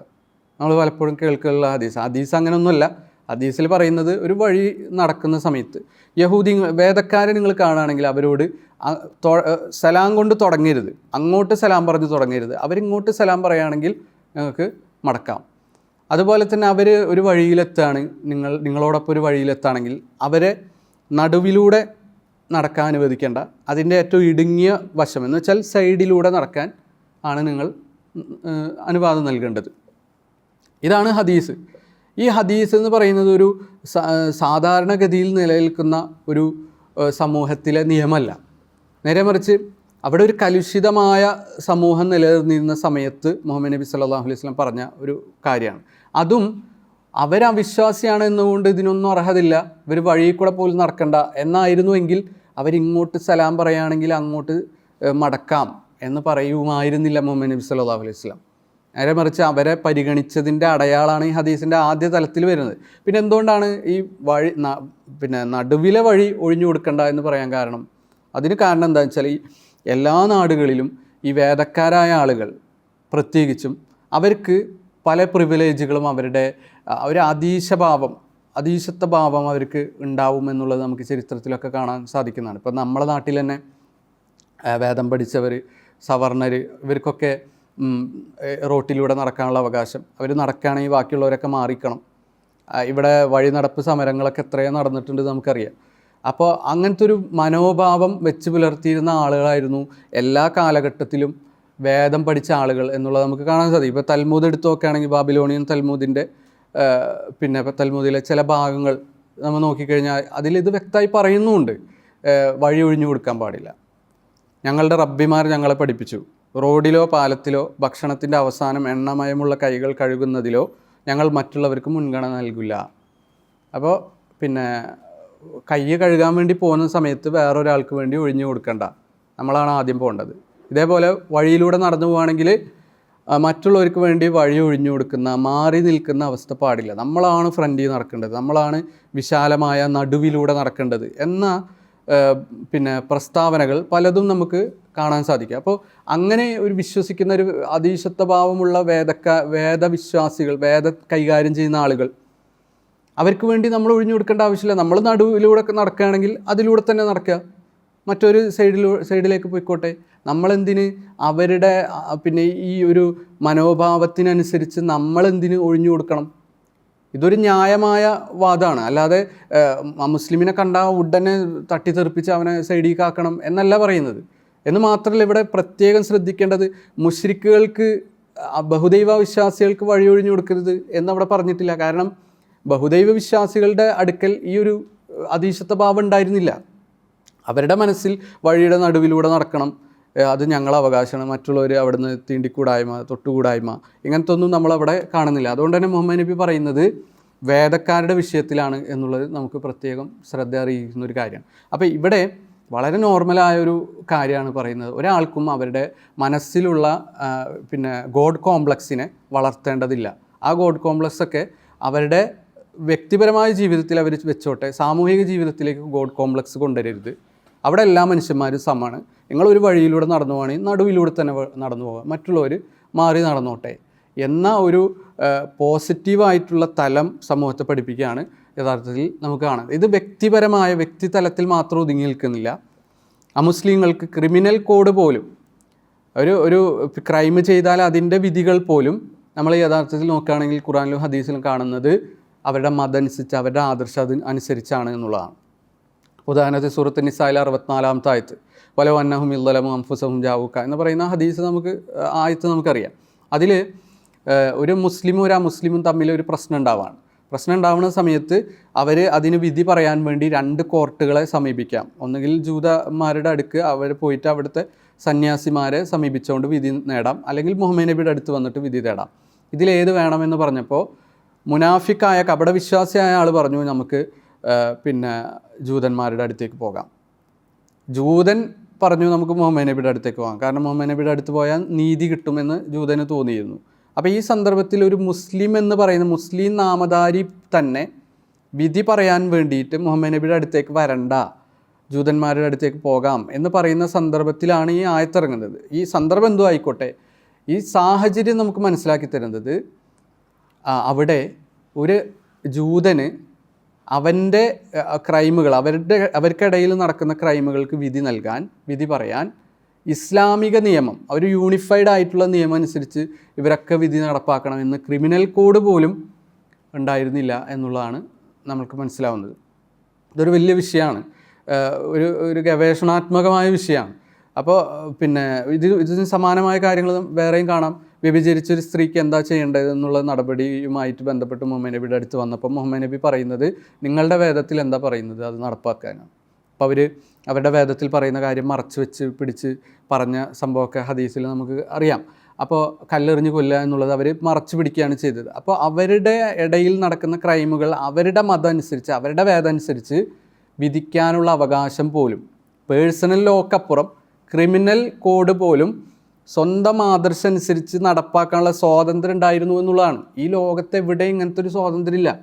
ഇത്രയും സ്വാതന്ത്ര്യം വിശ്വാസികൾക്ക്, മുസ്ലിങ്ങൾക്ക് കൊടുത്തു എന്നുള്ളത് നമുക്ക് കാണാൻ സാധിക്കും. അന്യമതസ്ഥരായ ആളുകളുടെ രക്തബന്ധം, മാതാപിതാക്കൾ, കൂടപ്പിറപ്പുകൾ, ഇവരോടൊക്കെ ഏറ്റവും നല്ല രൂപത്തിൽ പെരുമാറാൻ വിശുദ്ധ ഖുർആൻ 31-ാമത്തെ അധ്യായം 14-15 ആയത്തുകളിൽ പറയുന്നത് നമുക്ക് കാണാൻ സാധിക്കും. മനുഷ്യന് തൻ്റെ മാതാപിതാക്കളുടെ കാര്യത്തിൽ നാം അനുശാസനം നൽകിയിരിക്കുന്നു. ക്ഷീണത്തിന് മേൽ ക്ഷീണമായിക്കൊണ്ടാണ് മാതാവ് അവനെ ഗർഭം ചുമന്നത്. അവൻ്റെ മുലകടി നിർത്തുന്നതാകട്ടെ 2 വർഷം കൊണ്ടുമാണ്. എന്നോടും നിൻ്റെ മാതാപിതാക്കളോടും നീ നന്ദി കാണിക്കൂ എന്ന് പറഞ്ഞിട്ട് അള്ളാഹു പറയാണ്, നിനക്ക് യാതൊരു അറിവുമില്ലാത്ത വല്ലതിനെയും എന്നോട് നീ പങ്കു ചേർക്കുന്ന കാര്യത്തിൽ അവർ ഇരുവരും നിൻ്റെ മേൽ നിർബന്ധം ചെലുത്തുന്ന പക്ഷം അവരെ നീ അനുസരിക്കരുത്. അപ്പോൾ ശിർക്ക് ചെയ്യാൻ പറഞ്ഞാൽ ബഹുദൈവാരാധകരായ ശിർക്ക് ചെയ്യുന്ന മാതാപിതാക്കൾ നീയും ബഹുദൈവാരാധകനായി മാറണമെന്ന് പറഞ്ഞാൽ അതാവരുത്. അതേസമയം വസാഹിബുഹുമാ ഫി ദുനിയ മഅറൂഫ, ദുനിയാവിൻ്റെ കാര്യത്തിൽ, ഭൗതികമായ കാര്യത്തിൽ അവരോട് നന്മ ചെയ്യണമെന്ന് പഠിപ്പിച്ച ഇസ്ലാമിനെയാണ് നമ്മൾ കാണുന്നത്. ഒരു യുദ്ധത്തിന് പോകുകയാണെങ്കിൽ പോലും ഇപ്പം IS പറഞ്ഞേക്കുന്നു, പിന്നെ ഞങ്ങളുടെ കുട്ടികളെ മതം മാറ്റിയിട്ട് അവരൊക്കെ നാട് വിടാണ്, എന്നിട്ട് IS ചേരാണ്, അവിടെ കിടന്ന് മരിക്കുകയാണെന്നൊക്കെ പറയും. ഇസ്ലാമിൻ്റെ നിയമം എന്ന് പറഞ്ഞാൽ തന്നെ ഒരു മുസ്ലിമിന് പോലും, ഒരു മുസ്ലിമായ വിശ്വാസിക്ക് പോലും മാതാപിതാക്കൾ ഇവിടെ ഇട്ടിട്ട് പോകാനുള്ള അനുവാദമില്ല. അത് ജിഹാദ് ഐനാണെങ്കിൽ മാത്രം പോകാനേ അവകാശമില്ല. അതായത് പ്രതിരോധ യുദ്ധമാണെങ്കിൽ മാത്രം. ഇപ്പോൾ ഇന്ത്യനെ ഇങ്ങോട്ട് ആക്രമിക്കുകയാണ്, ഇപ്പോൾ അല്ലെങ്കിൽ കേരളത്തെ വേറൊരു സംസ്ഥാനം അല്ലെങ്കിൽ വേറൊരു രാജ്യം വന്നിട്ട് ആക്രമിക്കുകയാണ് എങ്കിൽ ഉമ്മാനെ ഉപ്പാനെ പ്രതിരോധിക്കാൻ വേണ്ടിയിട്ട് ഉമ്മാനെ ഉപ്പാനെ അനുവാദം വേണ്ട എന്നതല്ലാതെ കിഫായ ആയിട്ടുള്ള യുദ്ധങ്ങൾ, സമുദായത്തിന് മൊത്തത്തിൽ ബാധകമായ യുദ്ധങ്ങൾ, മറ്റ് രാജ്യങ്ങളിൽ നടക്കുന്ന യുദ്ധങ്ങൾ പോലെ, ഇതുപോലെയുള്ള യുദ്ധങ്ങളിൽ മാതാപിതാക്കൾ അനുവാദമില്ലാതെ പോകാൻ തന്നെ പറ്റില്ല. അതാണ് ഇസ്ലാമിൻ്റെ വിധി. ഫഫീഹിമ ഫജാഹിദ്, നിൻ്റെ ഉമ്മാടെ ഉപ്പാടെ അടുത്ത് പോയിട്ട് അവിടെ നീ ജിഹാദ് ചെയ്യും, അവരോട് യുദ്ധം ചെയ്യും. അവരോടുള്ള യുദ്ധം എന്ന് പറഞ്ഞാൽ എന്താ? അവരെ കൊല്ലാനല്ല, നേരെ മറിച്ച് അവരെ സംരക്ഷിച്ചിട്ട് അവരെ പിന്നെ നോക്കിയിട്ട് അതിലൂടെ യുദ്ധത്തിൻ്റെ കൂലി നീ നേടിയെടുക്കുക എന്നാണ് മുഹമ്മദ് നബി പറഞ്ഞത്. അപ്പോൾ മാതാപിതാക്കൾ അനുവാദമില്ലാതെ പോകാൻ ഇതില്ല. അത്രയും പ്രാധാന്യം, ജിഹാദിനേക്കാൾ പ്രാധാന്യം, അതായത് കിഫായ ആയിട്ടുള്ള ജിഹാദിനേക്കാൾ പ്രാധാന്യം യഥാർത്ഥത്തിൽ ഉമ്മയെ നോക്കുന്നതിൽ, വാപ്പയെ നോക്കുന്നതിൽ, അമ്മയെയും അച്ഛനെയും നോക്കുന്നതിൽ ഉണ്ട് എന്നതുകൊണ്ട് തന്നെ മാതാപിതാക്കളെ പിന്നെ അടുത്തേക്ക് പോകാനാണ്, യുദ്ധത്തിന് വേണ്ടി പോകാൻ താല്പര്യമുണ്ടെന്ന് പറഞ്ഞു വന്ന വ്യക്തിയോട് മുഹമ്മദ് നബി പറയുന്നത്. അതുപോലെ അസ്മാ ബിൻത് അബീ ബക്കർ റളിയല്ലാഹു അൻഹ പറയുന്ന ഹദീസ് കാണാം, എൻ്റെ ഉമ്മ എൻ്റെ അടുത്തേക്ക് വന്നത് മുശ്രിക്കത്തായിട്ടാണ്, ബഹുദൈവ വിശ്വാസി ആയിക്കൊണ്ടാണ്. ഞാൻ എന്താ ചെയ്യേണ്ട? അവരുമായിട്ട് ബന്ധം ചേർക്കണോ? അപ്പം നബി പറയുന്നത് അവരുമായി ബന്ധം ചേർക്കണം.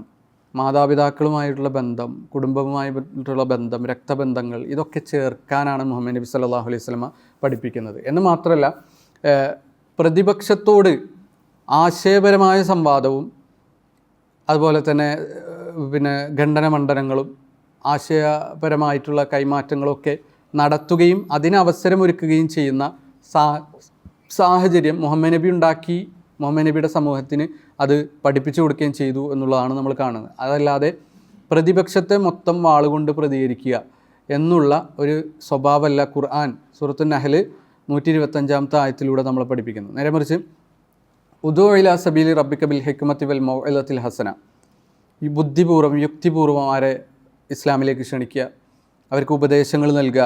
വജാദിലുഹും ബില്ലത്തി ഹി ഹസൻ, ഏറ്റവും നല്ല രൂപത്തിൽ അവരുമായി സംവദിക്കുക. അപ്പോൾ സംവാദത്തിൻ്റെ സംസ്കാരം വളർത്തി എന്നുള്ളത് ഇസ്ലാമിൻ്റെ ഏറ്റവും വലിയ ഒരു പ്രത്യേകതയാണ്.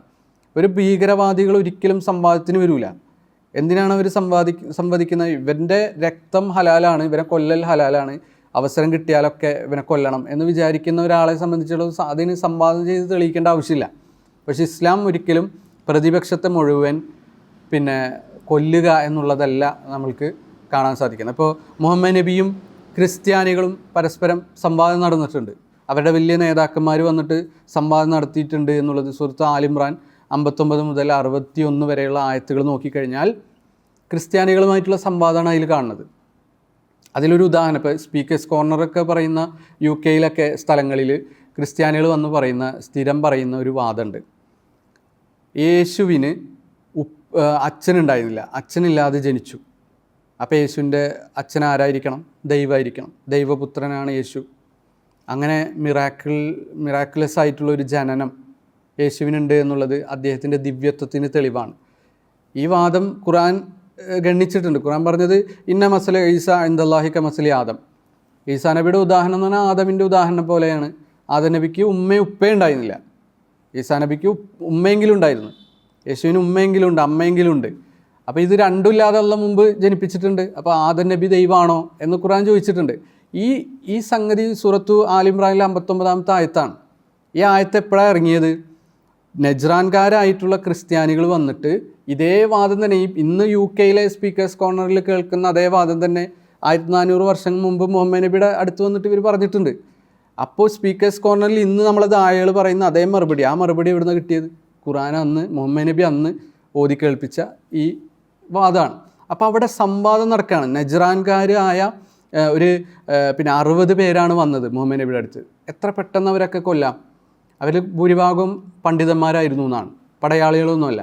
പടയാളികളല്ലാത്ത ആളുകൾ മുഹമ്മദ് നബിയായിട്ട് സംവാദം നടത്താൻ വേണ്ടിയിട്ട് നജ്റാനിൽ നിന്നും മദീനയിലേക്ക് വന്ന് മുഹമ്മദ് നബിയായി സംവാദം നടത്തി. മുഹമ്മദ് നബി ആ സംവാദത്തിൽ അവരെ തോൽപ്പിച്ച് തിരിച്ചു വിട്ടു.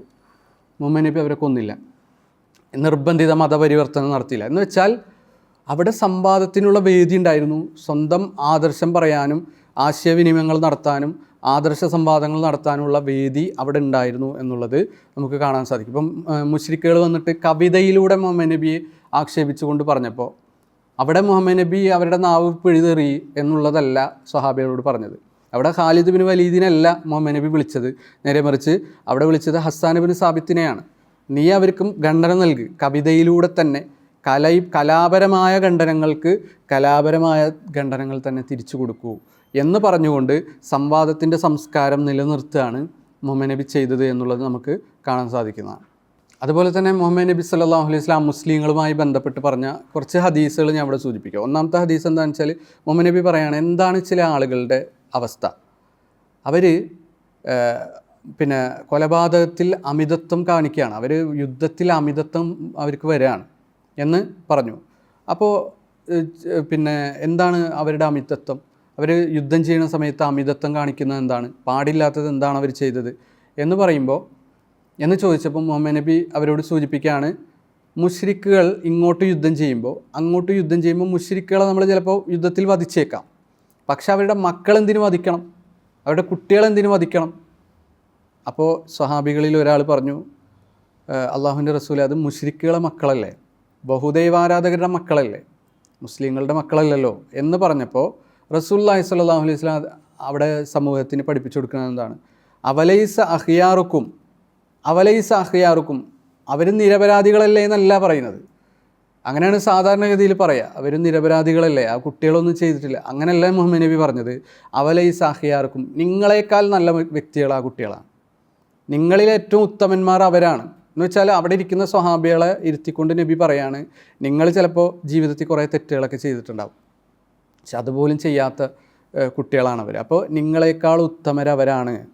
ഇന്നമാഹും ഔലാദുൽ മുശ്രിക്കീൻ ഇന്നഹു ലൈസ മൗലൂദുൻ യൂലദു അലൽ ഫിത്ര. ഓരോ കുട്ടിയും ജനിച്ചു വീഴുന്നത് ഫിത്രത്തിലേക്കാണ്, ശുദ്ധ പ്രകൃതിയിലാണ്, ആദർശ വ്യതിയാനങ്ങളൊന്നുമില്ലാത്ത കലർപ്പില്ലാത്ത മനസ്സുമായിട്ടാണ് ഓരോ കുട്ടിയും ജനിച്ചു വീഴുന്നത്. അതുകൊണ്ട് നിങ്ങളിലെ ഏറ്റവും ഉത്തമർ അവരാണ് എന്ന് മുഹമ്മദ് നബി പറഞ്ഞതായിക്കൊണ്ട് മുസ്നദ് അഹമ്മദ് 17556 589 ഹദീസ്, സുനൽ കുബ്ര നസായി 8562 ഹദീസ്. ഇതൊക്കെ ഞാൻ നമ്പറൊക്കെ പറയുന്നത് എന്താണെന്ന് വെച്ചാൽ ഇതൊന്നും ഇല്ല എന്ന് പറയും, അല്ലെങ്കിൽ ലൈഫ് എന്ന് പറയും. ഏതെങ്കിലും നല്ല ഹദീസൊക്കെ കണ്ടു കഴിഞ്ഞാൽ കമൻറ്റിൻ്റെ ഇടയിൽ ഇങ്ങനെ പറയും, ഇത് ലൈഫാണ് ഹദീസ്, ഒന്നും നോക്കിയിട്ടൊന്നും ഉണ്ടാവില്ല. നേരെ മറിച്ച് ഇത് പറഞ്ഞു കഴിഞ്ഞാൽ മുഹമ്മദ് നബി ഇങ്ങനെയൊക്കെ പറഞ്ഞിട്ടുണ്ട് എന്ന് വരുമല്ലോ, അപ്പോൾ അത് ലൈഫാണ് എന്നൊക്കെ പറയുന്ന ഒരു അവസ്ഥ ഉണ്ട്. ആർക്കും പരിശോധിക്കാം ഈ നമ്പറുകളൊക്കെ. ഈ ഹദീസിൽ പറയുന്നത് പിന്നെ മുശ്രിക്കുകളായ കുട്ടികൾ അവർ നല്ലവരാണ്, അവരെ കൊല്ലാൻ പാടില്ല, നിങ്ങളെക്കാൾ കർമ്മപരമായ ഒരു ഉത്തമരാണ് എന്നൊക്കെ പറയുന്ന ഹദീസ് നമുക്ക് മുഹമ്മദ് നബി പറഞ്ഞായിട്ട് കാണാൻ സാധിക്കും. അപ്പോൾ മുഹമ്മദ് നബിയുടെ ഫ്രണ്ടിൽ വന്നിട്ട് മുഹമ്മദ് നബിയോട് അസ്സാമു അലൈക്കും എന്ന് പറഞ്ഞ ആൾക്കാരുണ്ടായിരുന്നു. സ്വഹീൽ ബുഖാരിയിലെ 6024 ഹദീസാണ്. നിനക്ക് നാശം ഉണ്ടാകട്ടെ, നിനക്ക് നാശം ഉണ്ടാകട്ടെ എന്നൊരു ഭീകരവാദിയുടെ ഫ്രണ്ടിൽ വന്ന് എന്ന് പറഞ്ഞാൽ ആ ഭീകരവാദിയുടെ പ്രതികരണം എന്തായിരിക്കും? അപ്പോൾ അവിടെ ഒരിക്കലും ആ മനുഷ്യന് രക്ഷപ്പെടാൻ പറ്റില്ല. ആ സമയത്ത് ആയിഷ ബീവി ഇത് കേട്ടപ്പോൾ ആയിഷ ബീവി ബൽ അലൈക്കും ഉസ്സാമു വല്ല അന, നിങ്ങൾക്ക് നാശം ഉണ്ടാകട്ടെ, നിങ്ങൾക്ക് മരണം ഉണ്ടാകട്ടെ എന്ന് ആയിഷ ബീവി വൈകാരികമായി പ്രതികരിച്ചു. ഉപദ്രവിച്ചൊന്നുമല്ല, വൈകാരികമായി അങ്ങോട്ട് പ്രതികരിച്ചു. അപ്പോൾ നബി പറഞ്ഞു കൊടുക്കുക, യാ ആയിഷ, ആയിഷ ഇന്നല്ലാഹു യുഹിബ്ബുർ റിഫ്ഖ ഫിൽ അംരി കുല്ലി, എല്ലാ കാര്യത്തിലും നമ്മൾ മൃദുലത്വം കാണിക്കണം, ഭീകരത കാണിക്കല്ല, മൃദുലത്വം കാണിക്കണം. മഹലൻ യാ ആയിഷ, നീ ധൃതിപ്പെട്ടൊന്നും പറയല്ലേ. അലൈക ബി റിഫ്ഖ്, സൗമ്യത നിനക്കുണ്ടാവണം. അപ്പോൾ ഇയ്യാക വൽ ഉൻഫ് വൽ ഫഹ്ഷ്, ക്രൂരമായി പെരുമാറുക, തീവ്രമായി പെരുമാറുക, മോശമായി സംസാരിക്കുക, ഇതൊന്നും ഒരു വിശ്വാസിക്ക് പാടുള്ളതല്ല. തീവ്രമായി പെരുമാറുന്നത് ഒരു വിശ്വാസിക്ക് പാടുള്ളതല്ല. യാ ആയിഷ ഇന്നല്ലാഹ റഫീഖുൻ യുഹിബ്ബുർ റിഫ്ഖ ഫിൽ അംരി കുല്ലി, തീർച്ചയായും അള്ളാഹു സൗമ്യത പാലിക്കുന്നവനാണ്, അതുകൊണ്ട് അള്ളാഹു സൗമ്യതയെ എല്ലാത്തിലും ഇഷ്ടപ്പെടുന്നു. അങ്ങനെ പ്രതികരണത്തിൽ സൗമ്യത കാണിക്കാൻ വേണ്ടി പഠിപ്പിച്ചു കൊടുക്കുകയാണ്. മുഹമ്മദ് നബിയുടെ അബൂ ഹുറൈറ റളിയല്ലാഹു അൻഹു റിപ്പോർട്ട് ചെയ്യുന്ന ഹദീസിൽ കാണാം, ഞാൻ എൻ്റെ ഉമ്മാനെ എപ്പോഴും ഇസ്ലാമിലേക്ക് ക്ഷണിക്കാറുണ്ടായിരുന്നു. എപ്പോഴും ക്ഷണിക്കുമ്പോഴും ഉമ്മ ഓരോന്നും വേണ്ടാത്തരം പറയും, അതിനെ എതിർക്കും. അവർ മുശ്രിക്കത്താണ്, അവർ ബഹുദൈവ ആരാധകയാണ്. ഒരു ദിവസം ഞാൻ അവരെ ഇസ്ലാമിലേക്ക് ക്ഷണിച്ച സമയത്ത് ഫസ്മ അച്നി ഫി റസൂലില്ലാഹി മാക്രാഹു, മുഹമ്മദ് നബിയെ അവർ തെറി വിളിച്ചു. മുഹമ്മദ് നബിയെ തെറി വിളിച്ചു. മുഹമ്മദ് നബിന് പറയാൻ പാടില്ലാത്ത കാര്യം എൻ്റെ ഉമ്മ പറഞ്ഞു. ഫഅതൈതു റസൂലുള്ളാഹി വഅനബക്കി, ഞാൻ കരഞ്ഞുകൊണ്ട് മുഹമ്മദ് നബിയുടെ അടുത്തേക്ക് വന്നു. അള്ളാഹിൻ്റെ റസൂലെ, ഞാൻ എൻ്റെ ഉമ്മാക്ക് ഇസ്ലാം പറഞ്ഞു കൊടുക്കാറുണ്ട്, ഇന്ന് ഞാൻ ഇസ്ലാം പറഞ്ഞപ്പോൾ നിങ്ങളെ അധിക്ഷേപിച്ചു, പ്രവാചക നിന്ന നടത്തി. അപ്പോൾ റസൂലുള്ളാഹി സ്വല്ലല്ലാഹു അലൈഹി വസല്ലമ എന്താണ് പ്രതികരിച്ചത്? മുഹമ്മദ് നബിനോട് അബൂ ഹുറൈറ പറയാണ്, ഫദഉല്ലാഹ യഹ്ദി ഉമ്മ അബീ ഹുറൈറ, അബൂ ഹുറൈറ അഥവാ എൻ്റെ ഉമ്മാനെ ഹിദായത്തിലാക്കാൻ നബിയെ പ്രാർത്ഥിച്ചാലും എന്ന് പറഞ്ഞപ്പോൾ നബി സല്ലല്ലാഹു അലൈഹി വസല്ലം പറഞ്ഞു, അല്ലാഹുമ്മ ഇഹ്ദി ഉമ്മ അബീ ഹുറൈറ, അബൂ ഹുറൈറ ഉമ്മാനെ നീ ഹിദായത്തിലാക്കണേ. പ്രവാചക നിന്നക്ക് മറുപടി തല കളയലാണ് എന്നുള്ള സംസ്കാരമല്ല മുഹമ്മദ് നബി സല്ലല്ലാഹു അലൈഹി വസല്ലം പഠിപ്പിച്ചത്. അധിക്ഷേപിച്ച ആളെ ഹിദായത്തിലാക്കണേ, നല്ല ബുദ്ധി കൊടുക്കണേ എന്ന് പ്രാർത്ഥിച്ചതാണ് സ്വഹീഹ് മുസ്ലിമിലെ 4673 ഹദീസ്. പിന്നീട് അവർ ഇസ്ലാം സ്വീകരിക്കുന്നുണ്ട്. അബൂ ഹുറൈറയുടെ ഉമ്മ ഇസ്ലാം സ്വീകരിച്ചു. അതിനുശേഷവും മുഹമ്മദ് നബി അവർക്ക് വേണ്ടി പ്രാർത്ഥിച്ചു എന്നൊക്കെ കാണാം. അപ്പോൾ മുഹമ്മദ് നബിയെ ആക്ഷേപിച്ചപ്പോൾ വാളെടുത്തിട്ട് കുത്തി, എന്നിട്ട് ഒരു ഗർഭിണിയുടെ വയറ് പിളർത്തി, എന്നിട്ട് കുട്ടിനെ നിലത്തിട്ട് എന്നൊക്കെ ഹദീസ് നമ്മൾ കേൾക്കും. ഒരു അടിസ്ഥാനമില്ലാത്ത കള്ള ഹദീസുകളാണ് ഇതൊക്കെ. എവിടെയെങ്കിലും നിന്നും എടുത്തുകൊണ്ടുവരുന്ന ഇത്തരം വാറോലകളല്ലാതെ യഥാർത്ഥത്തിൽ ഹദീസിൽ നമ്മൾ കാണുമ്പോൾ മുഹമ്മദ് നബിയുടെ അന്യരോടുള്ള, തന്നെ അധിക്ഷേപിച്ചവരോടുള്ള കാരുണ്യവും അവർക്ക് വേണ്ടിയുള്ള പ്രാർത്ഥനയാണ് നമ്മൾ കാണുന്നത്. ഇപ്പോൾ അബൂ ഹുറൈറയുടെ തന്നെ ഹദീസിൽ നമുക്ക് കാണാൻ സാധിക്കും, തുഫൈൽ ഇബ്നു അംർ നബിയുടെ അടുത്തേക്ക് വന്നിട്ട് പറഞ്ഞു, ഇന്ന ദൗസൻ കത് ഹലക്, ദൗസ് ഗോത്രം നശിച്ച്, ഇനി അവർ ശരിയാവൂല. ദൗസ് ഗോത്രത്തിൻ്റെ കുറേ ന്യൂനതകളൊക്കെ ചരിത്രത്തിൽ നമുക്ക് കാണാൻ സാധിക്കും. അവർ വളരെയധികം ലിബറലായിട്ടുള്ളൊരു സംസ്കാരം ഉണ്ടായിരുന്ന വ്യക്തികളാണ്. പാട്ടും കള്ളും അതുപോലെ തന്നെ ഒരുപാട് പെണ്ണുങ്ങളുമായിട്ടുള്ള അവിഹിതങ്ങളും ഇതൊക്കെ നിലനിന്നിരുന്ന അവർക്കത് ഉപേക്ഷിക്കാൻ കഴിഞ്ഞിരുന്നില്ല. അപ്പോൾ അവർ ഇസ്ലാമിനെ തിരസ്കരിച്ചു. ആ സമയത്ത് ഇനി അവർ നന്നാവില്ല എന്ന് തോന്നിയ ദൗസ് ഗോത്രത്തിൽ തന്നെ ഒരാൾ വന്നിട്ട് നബിയോട് പറയാണ്, ഫദഉല്ലാഹ അലൈഹിം, അവരെ നശിപ്പിക്കാൻ അള്ളാഹിനോട് പ്രാർത്ഥിച്ചാൽ. അപ്പോൾ മുഹമ്മദ് നബി പ്രാർത്ഥിച്ച, അല്ലാഹുമ്മ ഇഹ്ദി ദൗസൻ വഅതി ബിഹിം, അള്ളാഹുവെ ദൗസ് ഗോത്രത്തിനെ നീ ഹിദായത്തിലാക്കണേ, അവരെല്ലാവരെയും ഇസ്ലാമിലേക്ക് കൊണ്ടുവരണം, അവർക്ക് നല്ല ബുദ്ധി കൊടുക്കണേ എന്നാണ് മുഹമ്മദ് നബി പ്രാർത്ഥിച്ചതായിട്ട് നമുക്ക് കാണാൻ സാധിക്കുന്നത്. യുദ്ധബന്ദികൾക്ക് പോലും അവർ അമുസ്ലിങ്ങളാണെങ്കിൽ പോലും അവരോട് ഇങ്ങോട്ട് യുദ്ധം ചെയ്ത് പരാജയപ്പെട്ട് ജയിലിൽ കിടക്കുന്ന ആളുകളോട് പോലും നന്മ ചെയ്യണം എന്ന് മുഹമ്മദ് നബി പറഞ്ഞത് പഠിപ്പിച്ചത് നമുക്ക് കാണാൻ സാധിക്കും. മിസ്അബ് ഇബ്നു ഉമൈർ റിപ്പോർട്ട് ചെയ്യുന്ന, അദ്ദേഹം പിന്നീട് സ്വഹാബിയായി, അന്ന് അദ്ദേഹം മുശ്രിക്കാണ്. അദ്ദേഹം പറയാണ്, ഞാൻ ബദർ യുദ്ധത്തിൽ പിടിച്ചടക്കപ്പെട്ട ബന്ദികൾ ഉണ്ടായിരുന്നു. അന്ന് മുഹമ്മദ് നബി ഇങ്ങനെ ഒരു വസിയത്ത് ചെയ്തു, ഇസ്തൗസോ ബിൽ ഉസാറ ഖൈറൻ, ബന്ദികളോട് നല്ല രൂപത്തിൽ നിങ്ങൾ പെരുമാറണം എന്ന് പറഞ്ഞിരുന്നു. അപ്പോൾ അൻസാരികളിൽ ചില ആളുകൾ അവർ ഭക്ഷണം കൊണ്ടുവരും, അതിൽ നല്ല ഈത്തപ്പഴം ഞങ്ങൾക്ക് തന്നിട്ട് അത്ര നല്ലതല്ലാത്ത ഈത്തപ്പഴം അവർ കഴിക്കുന്നത് ഞങ്ങൾ കണ്ടു.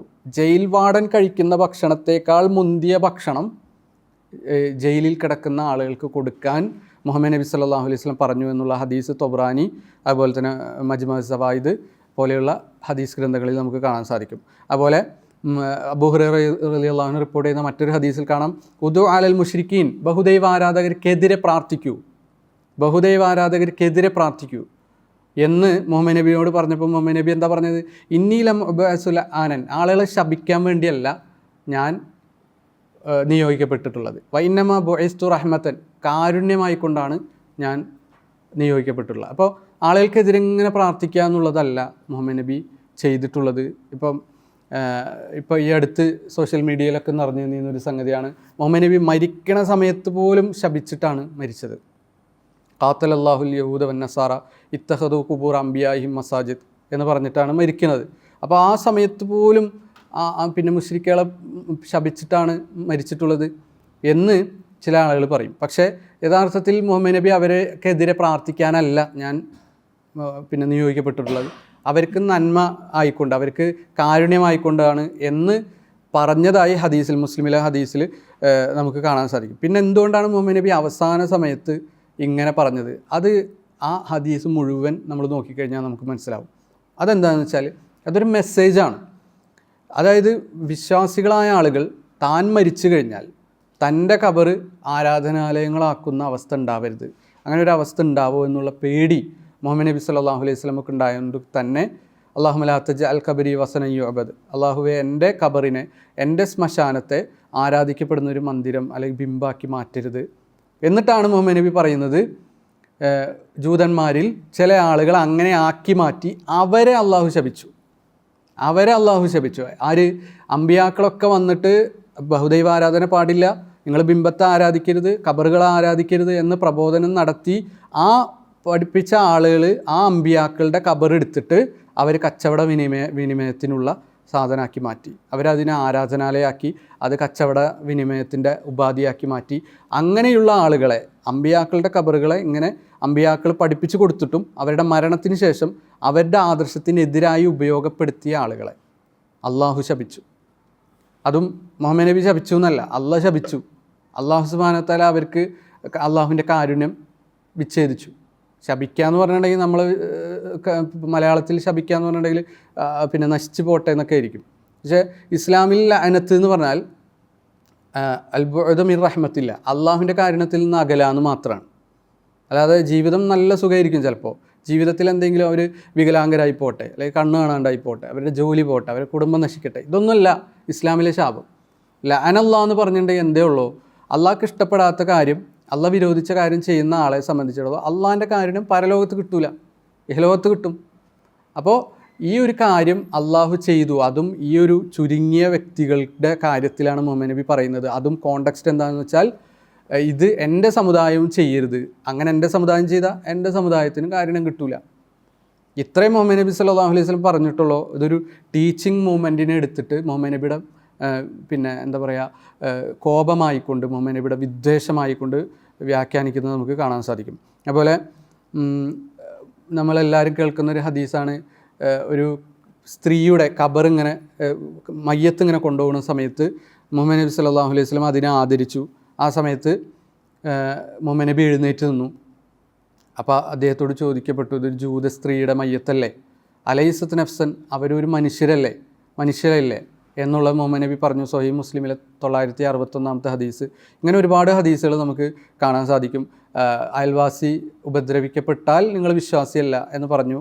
അയൽവാസിക്ക് തൻ്റെ ഭക്ഷണം ഉണ്ടാക്കിൻ്റെ അതിൽ കറിയിൽ വെള്ളം ചേർത്തിട്ടെങ്കിലും അവർക്ക് കൊടുക്കേണ്ടതുണ്ട്. അത് നീട്ടിയിട്ട്, അധികം കറിയില്ലെങ്കിൽ വെള്ളം ചേർത്ത കറി കൊടുക്കണം എന്നല്ല, അങ്ങനെ വ്യാഖ്യാനിക്കുന്നുണ്ട്. അയൽവാസിക്ക് എന്ത് കൊടുത്താൽ മതി, വെള്ളം ചേർത്ത് കൊടുത്താൽ മതി, നമ്മൾ ഉഷാറ് തിന്നുക എന്നുള്ളതല്ല. അന്ന് ഭക്ഷണം എന്ന് പറഞ്ഞാൽ കുറച്ച് തിന്നാനേ ഉള്ളൂ.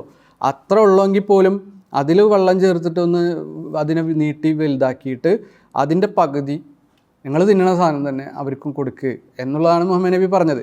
ഇത് നമുക്ക് കാണാൻ സാധിക്കും. പിന്നെ മുജാഹിദ് റിപ്പോർട്ട് ചെയ്യുന്ന ഹദീസിൽ കാണാം, അബ്ദുല്ലാഹിബിൻ അംർ ദുബിഹത്ത് ലഹു ഷാത്തും ഫി അഹ്ലിഹി, കുടുംബത്തിലൊരു പിന്നെ ആടിനെ ഇറക്കുകയാണ്. അപ്പോൾ ഫലമ ജാ, അത് ആടിനെ കൊണ്ടുവന്നപ്പോൾ അഹദൈത്തും ലിജാരിനൽ യഹൂദി അഹദൈത്തും ലിജാരിനൽ യഹൂദി, അതെങ്ങനെ ചോദിച്ചുകൊണ്ടിരുന്നു. അദ്ദേഹം ചോദിച്ചുകൊണ്ടിരിക്കുന്നത് എന്താണ്, നമ്മളെ അയൽവാസിയായ ജൂത മനുഷ്യനില്ലേ, അയാൾക്ക് കൊടുത്തോ, ആ മുസ്ലിമിന് കൊടുത്തോ എന്ന് ചോദിക്കുകയും എന്നിട്ട് സമയത്ത് അള്ളാഹിൻ്റെ റസൂല് ഇങ്ങനെ പറഞ്ഞായിട്ട് ഞാൻ കേട്ടിട്ടുണ്ട്, ജിബിരിയിൽ എൻ്റെ അടുത്ത് വന്നിട്ട് അയൽവാസിക്ക് നന്മ ചെയ്യണമെന്ന് ഇങ്ങനെ പറഞ്ഞുകൊണ്ടേയിരുന്നു, ഉപദേശിച്ചുകൊണ്ടേയിരുന്നു. എന്നിട്ട് എൻ്റെ സ്വത്തിൽ അവർക്ക് അവകാശം ഉണ്ടാവുമോ എന്ന് ഞാൻ ഭയപ്പെട്ടു പോയി, അല്ലെങ്കിൽ ഞാൻ ചിന്തിച്ചു പോയി എന്ന് പറയുന്നുണ്ട്. അത് അമുസ്ലിങ്ങൾക്ക് ബാധകമല്ല എന്നാണ് പല ആളുകൾ ഇപ്പോൾ പറയുന്നത്. ഇതൊക്കെ പറഞ്ഞത് അയൽവാസി പട്ടിണി കിടക്കുമ്പോൾ വയറ് നിറച്ചുണ്ണരുത് എന്ന് പറഞ്ഞാൽ മുസ്ലിമായ അയൽവാസിയെ പറ്റിയാണ് എന്ന് വ്യാഖ്യാനിക്കാറുണ്ട്. പക്ഷേ അങ്ങനെയല്ല. ഹദീസിൽ തന്നെ സുനത്ത് തുർമുദിയിലെ 1943 ഹദീസിൽ സ്വഹാബികൾ തന്നെ പറഞ്ഞു കൊടുക്കുകയാണ്, ഇത് അമുസ്ലിമാണ് അതിൽ ഫസ്റ്റ് ഉൾപ്പെടുക. അമുസ്ലിം ഉണ്ടെങ്കിൽ അവന് കൊടുത്തോ, തൊട്ടടുത്ത് മുസ്ലിങ്ങളുണ്ട്, മുസ്ലിം അയൽവാസികളുണ്ട്, അവന് കൊടുത്തോ എന്നല്ല ഈ സ്വഹാബി ചോദിക്കുന്നത്, അമുസ്ലിമായ ആൾക്ക് കൊടുത്തോ, എന്നിട്ടും ബാക്കിയുള്ളവർക്ക് കൊടുത്താൽ മതി എന്നുള്ളതാണ് നബിയുടെ സ്വഹാബികൾ കാണിച്ചു തരുന്ന മാതൃക എന്നുള്ളത് നമുക്ക് കാണാൻ സാധിക്കും. പിന്നെ ഇതുപോലെ ധാരാളം ഹദീസുകൾ ഈ വിഷയത്തിൽ നമുക്ക് കാണാം. പിന്നെ സമാധാന സന്ധിയിലുള്ള ഒരു വ്യക്തിയെ, ഒരു അമുസ്ലിമിനെ വധിച്ചു കഴിഞ്ഞാൽ അവൻ സ്വർഗത്തിൻ്റെ മണം പോലും ആസ്വദിക്കില്ല. അതിൻ്റെ മണമാകട്ടെ 40 വർഷ വഴി ദൂരം അകലെ നിന്ന് കിട്ടുന്ന സ്വർഗത്തിൻ്റെ മണം അതുപോലും ഒരു മനുഷ്യന് കിട്ടൂല. ഒരു അമുസ്ലിമിനെ സമാധാന സന്ധിയിലുള്ള സമാധാന സ്നേഹിയായ ഒരു അമുസ്ലിമിനെ വധിച്ചാൽ എന്നുള്ളത് നമുക്ക് കാണാൻ സാധിക്കും. അതുപോലെ തന്നെ അവനെതിരെ ദുൽമും ചെയ്യരുത്. അബൂദാവൂദ് റിപ്പോർട്ട് ചെയ്ത 3052 ഹദീസ് കാണാം, ആരെങ്കിലും സമാധാന സന്ധിയിലുള്ള ഒരു അമുസ്ലിമിനെ ദ്രോഹിച്ചാൽ, അല്ലെങ്കിൽ അവന് നൽകേണ്ട അവകാശം ഒന്ന് കുറച്ചാൽ, അല്ലെങ്കിൽ അവന് കഴിയാത്ത പണി അവനെ കൊണ്ട് എടുപ്പിച്ചാൽ, അല്ലെങ്കിൽ അവനിൽ നിന്ന് അവൻ്റെ മനസ്സിന് സ്വസ്ഥതയില്ലാത്ത രൂപത്തിൽ, തൃപ്തിയില്ലാത്ത രൂപത്തിൽ എന്തെങ്കിലും അപഹരിച്ചാൽ, ഞാൻ പരലോകത്ത് ആ മുസ്ലിമിന് വേണ്ടി വാദിച്ചു വരും, നിനക്കെതിരെ ഞാൻ വരും എന്ന് മുസ്ലിമിനോട് അമുസ്ലിമിൻ്റെ അവകാശത്തിന് വേണ്ടി മുഹമ്മദ് നബി സല്ലല്ലാഹു അലൈഹി വസല്ലം സംസാരിക്കുകയാണ്. നമ്മളെല്ലാവരും കേട്ടിട്ടുള്ളൊരു ഹദീസായിരിക്കും, ആക്രമിക്കപ്പെട്ടവൻ്റെ പ്രാർത്ഥനയെ നിങ്ങൾ പേടിക്കുക. കാരണം എന്താണ്, അവനും അള്ളാഹുവിനും ഇടയിൽ ഒരു മറയില്ല. പക്ഷേ മുസ്നദ് അഹമ്മദിൽ 12140 ഹദീസിൽ അവിടെ നമ്മൾ കേൾക്കാറുള്ള വേർഷൻ്റെ ഒരു ചെറിയ ഭാഗം കൂടുതലുണ്ട്. അതെന്താണെന്ന് വെച്ചാൽ വ ഇൻകാന കാഫിറൻ എന്നുള്ളതാണ്. അവൻ സത്യനിഷേധിയാണെങ്കിൽ പോലും അള്ളാഹു അവൻ്റെ പ്രാർത്ഥന കേൾക്കും. ആക്രമിക്കപ്പെട്ടവൻ സത്യനിഷേധിയാണെങ്കിൽ പോലും അവൻ്റെ പ്രാർത്ഥന കേൾക്കപ്പെടും. നിങ്ങളൊന്ന് ആലോചിച്ച് നോക്കുക, ഇന്ന് ഭീകരവാദികൾ ആയിട്ടുള്ള മുസ്ലിം നാമധാരികളായിട്ടുള്ള ഭീകരവാദ സംഘടനകൾ ചെയ്യുന്ന ഒരു പ്രവർത്തനത്തിനും ഇസ്ലാമിൽ അടിത്തറില്ല എന്ന് മനസ്സിലാക്കാൻ പറ്റുന്ന ഒരു ഹദീസാണിത്. കാരണം അക്രമം അമുസ്ലിമിനോടാണെങ്കിൽ പോലും പാടില്ല, അവൻ്റെ പ്രാർത്ഥനയും അള്ളാഹു കേൾക്കും എന്ന് പഠിപ്പിച്ച മുഹമ്മദ് നബി സല്ലല്ലാഹു അലൈഹി വസല്ലമയെ നമ്മൾ കാണാൻ. ഒരിക്കൽ യുദ്ധത്തിൽ ഒരു സ്ത്രീ കൊല്ലപ്പെട്ടതായിട്ട് നബി കണ്ടപ്പോൾ നബി പറഞ്ഞു, എന്തിനാണ് ഇവളെ കൊന്നത്? വമാ കാനത്ലി യുക്കാത്തിൽ, ഇവള് യുദ്ധത്തിൻ്റെ ആളുകളിൽപ്പെട്ട ആളല്ലല്ലോ, യുദ്ധം ചെയ്യാൻ ഇങ്ങോട്ട് വരുന്നവരല്ലേ കൊല്ലേണ്ടത്, എന്തിന് പെണ്ണിനെ കൊന്നു എന്ന് മുഹമ്മദ് നബി സല്ലല്ലാഹു അലൈഹി വസല്ലമ ചോദിച്ചതായി ഹദീസിൽ നമുക്ക് കാണാൻ സാധിക്കും. അപ്പോൾ യുദ്ധം എന്ന് പറഞ്ഞാൽ തന്നെ എന്തിനു വേണ്ടിയാണെന്ന് ഈ ഹദീസിനെ വെച്ചുകൊണ്ട് പണ്ഡിതന്മാർ ചർച്ച ചെയ്യുന്നത് നമുക്ക് കാണാൻ സാധിക്കും. സബബുൽ ഖിത്താൽ, യുദ്ധത്തിൻ്റെ കാരണമെന്ന് പറഞ്ഞാൽ ലൈസ കുഫ്റൻ, കുഫ്റല്ല അതിൻ്റെ കാരണം. ഒരാൾ കാഫിറാണ്, ഒരു അവിശ്വാസിയാണെന്നുള്ളതല്ല അതിൻ്റെ കാരണം. നേരെ മറിച്ച് സബബുൽ ഖിത്താൽ എന്ന് പറഞ്ഞാൽ അൽ ഹിറാബ എന്നുള്ളതാണ്. അൽ ഹിറാബ എന്ന് പറഞ്ഞാൽ ആക്രമണോത്സുകത അല്ലെങ്കിൽ യുദ്ധപ്രവണതയുള്ള ആൾക്കാരായതുകൊണ്ടാണ് പുരുഷന്മാരെ മാത്രം കൊല്ലണം എന്ന് പറഞ്ഞത്. വൃദ്ധന്മാരെ കൊല്ലരുത്, സന്യാസികളെ കൊല്ലരുത്. ഞാൻ നേരത്തെ പറഞ്ഞ പോലെ ആദ്യം കൊല്ലേണ്ടത് സന്യാസിമാരാണ്. കാരണം അവരാണ് മതത്തോടെ ഏറ്റവും അടുത്തവർ, കുഫ്രിനോട് ഏറ്റവും അടുത്തവർ. പക്ഷേ അവരെ കൊല്ലരുതെന്നാണ്. കാരണം എന്താണ്, പിന്നെ വധശിക്ഷയാണെങ്കിലും അതുപോലെ തന്നെ യുദ്ധമാണെങ്കിലും അതിൻ്റെ ഒക്കെ കാരണം ഹിറാബയാണ്. അവരിലെ ആക്രമണോത്സുകതയും അവരിലെ യുദ്ധപ്രവണതയാണ്. ഈ ഹദീസിനെ വ്യാഖ്യാനിച്ചുകൊണ്ട് ഹിജ്റാബ്ദം 4-ാം നൂറ്റാണ്ടുകാരനായ ഹനഫി മദ്ഹബിലെ പണ്ഡിതനായ ഇമാം സറഖ്സി അദ്ദേഹം പറയുന്ന ഒരു വാചകം ഞാനിവിടെ വായിച്ചു കേൾപ്പിക്കാം. കടുത്ത കുറ്റകൃത്യങ്ങൾ കാരണമല്ലാതെ ഒരു മതപരിത്യാഗിയായ സ്ത്രീക്ക് വധശിക്ഷ നൽകപ്പെടുകയില്ല. കടുത്ത കുറ്റകൃത്യങ്ങൾ അഥവാ റിദ്ദത്തുൽ മുഗല്ലള എന്നാണ് അതിനെ പറയാം. അത് ചെയ്യുക മൂലം വധശിക്ഷ നടപ്പാക്കിയേക്കാം. എന്ന് വെച്ചാൽ സാമൂഹികമായി പ്രശ്നങ്ങൾ ഉണ്ടാക്കുക, കലാപങ്ങൾ ഉണ്ടാക്കുക, യുദ്ധത്തിൽ പങ്കെടുക്കുക. ഇതൊക്കെ ഒരാൾ മതം വിടുന്നതോടൊപ്പം തന്നെ സാമൂഹിക കലാപങ്ങളും യുദ്ധങ്ങളൊക്കെ നയിക്കുകയാണെങ്കിൽ ആണ് അതിന് റിദ്ദത്തുൽ മുഗല്ലള എന്ന് പറയുക. അവർക്കല്ലാതെ വധശിക്ഷയില്ല എന്ന് അദ്ദേഹം വ്യാഖ്യാനിക്കുകയാണ്. എന്നിട്ട് അദ്ദേഹം പറയാണ്, അടിസ്ഥാനപരമായി അവിശ്വാസിയായ സ്ത്രീയുടെയും കാര്യം ഇതുതന്നെയാണ്. യുദ്ധം ചെയ്യുക, സിഹ്ർ ചെയ്യുക, യുദ്ധത്തിനായി പ്രോത്സാഹനം നൽകുക എന്നീ കടുത്ത പാതകങ്ങൾ ചെയ്യുക വഴി അവർക്ക് വധശിക്ഷ നൽകപ്പെട്ടേക്കാം. മതപരിത്യാഗി ആയതിനു ശേഷവും ഇങ്ങനെ തന്നെയാണ് അവസ്ഥ. അതിന് നമുക്കുള്ള പ്രമാണം സ്ത്രീകളെ വധിക്കുന്നതിൽ നിന്നും പ്രവാചകൻ തടഞ്ഞു എന്നതാണ്. ഇവിഷയകമായി 2 ഹദീസുകൾ കാണാം. റബാഹിബിനു റബിയ നിവേദനം ചെയ്തതാണ് അതിലൊന്ന്. ഒരു യുദ്ധത്തിന് ശേഷം ജനങ്ങൾ എന്തിനോ ചുറ്റും കൂട്ടം കൂടി നിൽക്കുന്നതായി പ്രവാചകൻ കണ്ടു.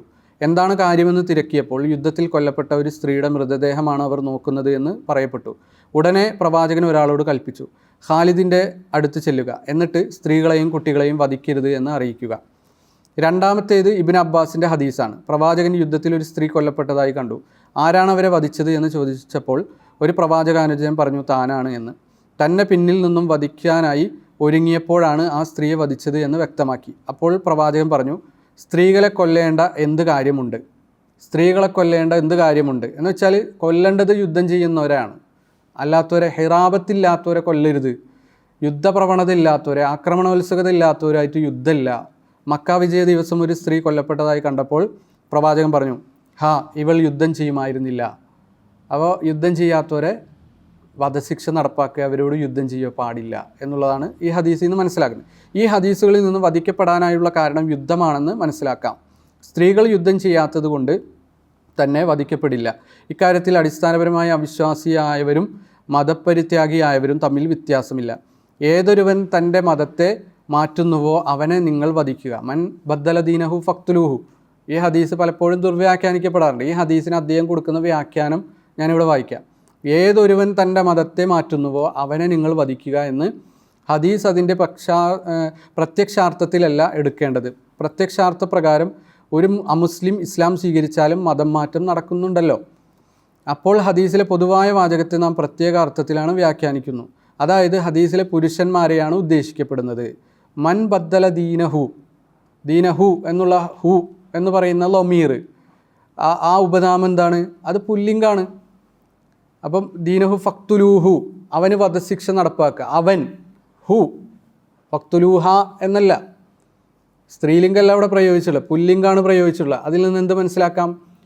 പുരുഷന്മാരാണ് മതം മാറിയാൽ സമൂഹത്തിൽ കുഴപ്പങ്ങൾ ഉണ്ടാക്കുകയും വയലൻസുകൾ സംഘടിപ്പിക്കുകയും യുദ്ധങ്ങൾ ചെയ്യുകയും ചെയ്യുക. അതുകൊണ്ട് ആ കൊതിയന്മാരായിട്ടുള്ള മതം മാറ്റക്കാരെ കൊല്ലാനാണ് അല്ലെങ്കിൽ വധശിക്ഷ നടപ്പാക്കാനാണ് പറഞ്ഞിട്ടുള്ളത്. അല്ലാതെ കേവലം ആദർശമാറ്റം, എൻ്റെ ആദർശം മാറാണ്, എൻ്റെ മതം മാറാണ് എന്ന് പറഞ്ഞുകൊണ്ട് മാത്രം വധശിക്ഷ നടപ്പാക്കാൻ പറഞ്ഞു, അത് ഈ ഹദീസിൽ നിന്ന് കിട്ടൂല. കാരണം ഈ ഹദീസിൻ്റെ ലൊമീർ നോക്കുകയാണെങ്കിൽ, അതിൻ്റെ പ്രോനോണുകൾ നോക്കുകയാണെങ്കിൽ ഹു ഹു ഹു എന്നാണ് നമ്മൾ കാണുന്നത്. അത് പുല്ലിംഗാണ്, സ്ത്രീലിംഗമല്ല. ഇപ്പോൾ സ്ത്രീകൾ മതം മാറിയാൽ കൊല്ലാൻ പാടില്ല, വധശിക്ഷ നടപ്പാക്കാൻ പാടില്ല. അവർക്ക് ഇസ്ലാമിക രാഷ്ട്രത്തിൽ തന്നെ വധശിക്ഷ ഉണ്ടാവില്ല എന്നാണ് ഹനഫി മദ്ഹബിൻ്റെ ഇമാമായ ഇമാം സറഖ്സി പറയുന്നത്. കാരണം എന്താണ്? അവരിൽ യുദ്ധപ്രവണതയില്ല. അവർ ആദർശം മാറിയാൽ അവിടെ വീട്ടിൽ ആദർശമായിരിക്കും, വേറെ ദൈവത്തെ ആരാധിച്ചിരിക്കും എന്നല്ലാതെ ഒരു കലാപത്തിനുള്ള സാഹചര്യം ഒരുക്കാൻ സ്ത്രീത്വം അവരെ പ്രേരിപ്പിക്കില്ല. അതുകൊണ്ടാണ് പെണ്ണുങ്ങളെ കൊല്ലരുതെന്ന് പ്രത്യേകം പറയാൻ കാരണം എന്ന് ഈ ഹദീസിൻ്റെ അടിസ്ഥാനത്തിൽ അദ്ദേഹം പറയുന്നത് കാണാൻ സാധിക്കും. ഇമാം സറഖ്സി അൽ മബ്സൂത്ത് എന്ന് പറയുന്ന ഗ്രന്ഥത്തിലാണ് നമ്മൾ ഇത് കാണുന്നത്. അപ്പോൾ കുറേ കാര്യങ്ങൾ ഇതിൽ നിന്ന് മനസ്സിലാക്കാം. കാഫിറുകളെ കൊല്ലാനല്ല യുദ്ധം, നേരെ മറിച്ച് യുദ്ധക്കൊതിയന്മാരെ കൊല്ലാനാണ് യുദ്ധം. അങ്ങനെ കാഫിറുകളെ കൊല്ലാനായിരുന്നെങ്കിൽ പെണ്ണുങ്ങളെ കൊല്ലാൻ പറയായിരുന്നു, കുട്ടികളെ കൊല്ലാൻ പറയായിരുന്നു, സന്യാസിമാരെ കൊല്ലാൻ പറയായിരുന്നു. ഇവരൊന്നും കൊല്ലാൻ പറഞ്ഞിട്ടില്ല. മതപരിത്യാഗികൾ, നബി നിന്ദകർ, ഇവരെല്ലാവരെയും ഒരേപോലെ വധശിക്ഷ നടപ്പാക്കാൻ ഇസ്ലാമിക സമൂഹം നബി ഏൽപ്പിച്ചിട്ടില്ല. നേരെ മറിച്ച് അവരിൽ പ്രശ്നക്കാരായിട്ടുള്ള, യുദ്ധക്കൊതിയന്മാരായിട്ടുള്ള, കലാപക്കൊതിയന്മാരായിട്ടുള്ള ആളുകൾക്ക് മാത്രമേ വധശിക്ഷ ഉള്ളൂ. അതിനെ റിദ്ദത്തുൽ മുഗല്ലള എന്നാണ് പറയുക. അവർക്കാണ് വധശിക്ഷ ഹദീസിലുള്ളത് എന്ന് ഈ ഹദീസിൻ്റെ വ്യാഖ്യാന പ്രകാരം നമുക്ക് കാണാൻ സാധിക്കും. മൊത്തത്തിൽ ഇസ്ലാം യുദ്ധത്തെ, അമുസ്ലിങ്ങളോടുള്ള യുദ്ധത്തെ നോക്കിക്കാണുന്ന എന്താണെന്ന് ബുഖാരിയിലെ 5286 ഹദീസിൽ കാണാം. മുശ്രിക്കുകൾ എന്ന് പറഞ്ഞാൽ 2 രൂപത്തിൽ മുഹമ്മദ് നബി അവരെ പരിഗണിച്ചിരുന്നു. ഒരു വിഭാഗം എന്ന് പറഞ്ഞാൽ അവർ മുഹമ്മദ് നബിയോട് യുദ്ധം ചെയ്തു, മുഹമ്മദ് നബി അങ്ങോട്ടും യുദ്ധം ചെയ്തു.